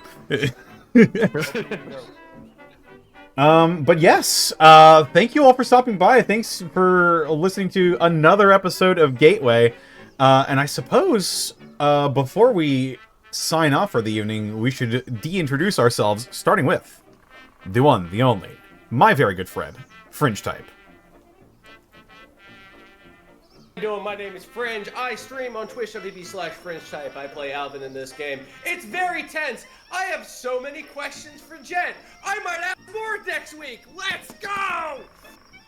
Where am I having this side? I don't know how this is going to play out. This is tense. I was really expecting Gore Dungeon Apocalypse, and I was not expecting this. This is fun. I like this a lot. Speaking of fun that you can have a lot, you can go ahead and come down to my channel. As I said, the aforementioned twitch.tv/fringetype, where I stream throughout the week, and I stream retro games, horror games, and RPGs. I'm making a big donathon. We're going to call it Fringe Fest. It's going to be really fun. I'm going to play a lot of video games. I'm going to turn on every single modifier. I might play Elden Ring and just punch a guy to death. Who knows? It'll be fun. And I also tell a bunch of funny stories, as well as doing writing and voice acting. And if you want to hear me tell my dum-dum stories, just come on down to my Twitch channel, twitch.tv/fringetype. It'll be fun. That's me. I'm going to go to the bathroom. Fair enough. Now I'm like, oh, that's why he was far away. Yeah. It's like doing tiny little steps toward Yeah. the bathroom as he talks. Like, yeah, I gotta go. Just getting further and further away each time. Yes. Up next we've got Lanny Vidor. Hello, everybody. I'm Lanny. You can find me all over the internet at my screen name. Here on Twitch, gonna be trying to finish up Kingdom Come Deliverance 2. Hopefully before the new Elden Ring roguelike drops. I want to try out some of that. There's a lot of things coming out I want to play and try out, but mostly a variety streamer. Tune in if you want to hang out and chat. But if you're not all role-played out over here, check out youtube.com/Tales Unwritten Show. Tales Unwritten is a tabletop fantasy show that Jesse, Stefan, Quinn, and myself run. It's got a lot of things trimmed down, a lot of fancy highfalutin artwork by Stefan, and a lot of really cool music that he's written for it too. It's been a lot of fun. The album's going to be dropping soon, and yeah, book 2 is going to be starting very shortly. I think like next week we get like the kind of like bridging chapter, and then we start moving on into book 2 of Tales Unwritten, where shit's happening, and it will continue to happen. So check that out. I have to go walk my dog, so thank you all for a wonderful game, and I will catch you guys on the next one. Yeah, take care, Lanny. Have a good one. Adios. And up next we have Sarah. We're gonna find you. What are you up to?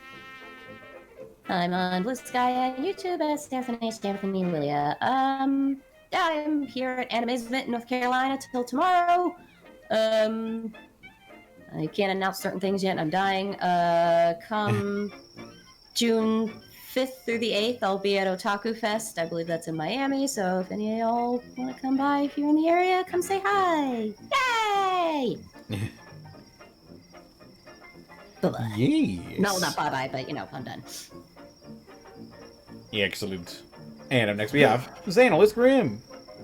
That's me. You can catch me over on my Twitch channel, twitch.tv/AnalystGrim, where I DM every Monday at 7 p.m. PST for a few friends of the channel you might have known and heard of. You can catch that over there. Tuesdays, you can catch me over at twitch.tv/DistortionDevil, where I am a player in Connor's Vecna Eve of Ruin game. That'll be around 1 p.m. PST. Then Thursdays, twitch.tv/MontyGlue. You can catch me there 7 p.m. PST for some more Dungeon of the Mad Mage. Fridays, twitch.tv/DistortionDevil around 2 p.m. PST. Brand new campaign. First session was just yesterday. Fantastic for some Cazador's Guide to the Cosmos. Saturday's back here, and tomorrow, and every other Sunday, you can catch me over at twitch.tv/BurnoutPawn at 2 p.m. PST for some more Those Who Wander. That's me. Right on. And I suppose that just leaves me. They can find me on Twitter, Twitch, YouTube, Tumblr, Blue Sky at Distortion Devil. I stream Mondays, Tuesdays, Thursdays, Fridays, and Sundays. Tomorrow I'm going to be playing some more Fallout 1. Getting close to the end of the game. Speaking of the Master, we're trying to intercept this super mutant army, so if you maybe want a little bit of backstory on some of the things that might be happening in Gateway, then tune on in to twitch.tv/DistortionDevil tomorrow night. And we'll explore more of the Fallout universe. Monday, Lost Judgment with Bosco. Should everything be good this week. Tuesday is Eve of Ruin, as usual. Unless it's not, then it'll probably be V Rising. Or Tabletop Tuesday, depending. Patent pending. Yep. Thursday, playing some more Elden Ring. We're fighting the final boss. I got completely curb stomped for 3.5 hours. And so I'm going to have to figure out how I'm going to defeat this guy. A brick.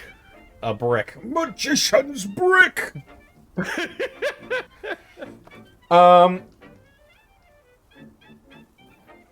Yeah, Friday. It's Friday Funhouse. Usually playing some V Rising. And, yeah, that's usually my whole streaming, schedule for the time being, regardless. Yes, and that's basically it for me.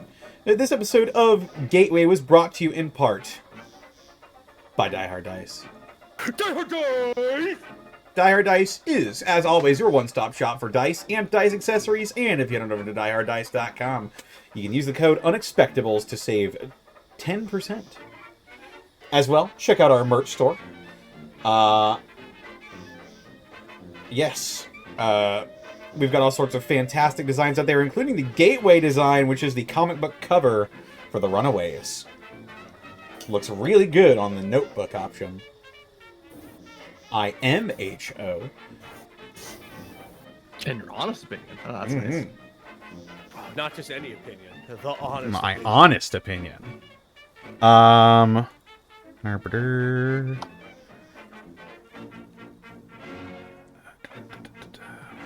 Brain, come on now.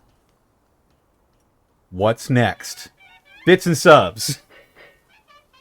Yeah. Let me go ahead and pop that back open. Harite. We couldn't do this week in, week out without bits and subs from viewers like you. Viewers such as... Erwin L, thank you for the 58 months. Can't stay, but I'll be listening to work. I'll be listening at work tomorrow. Well, hello from yesterday. Yeah. Greetings The from the world of yesterday. Future! Nightmare. Mr. Insecure, thank you for the 62 months. Oh boy, time for more adventures in Super Mutant Land. Mr. Insecure, thank you for also gifting 5 subs to the community.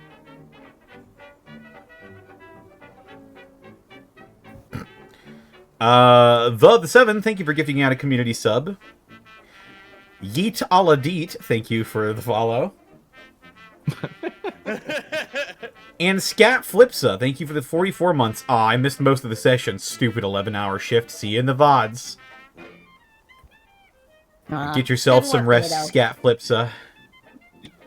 And thank you all for stopping by for this 85th episode of Gateway. Next Damn. week, the Runaways learn how they can contribute to the Emerald Acropolis. But for now, this is where we'll be parting ways. Who should we raid? Whomst? Whomst?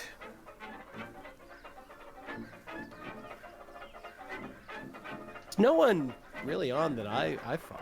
Let me have a So I think it's gander. gonna have to be you. Let me have a Have yourself gander a- here.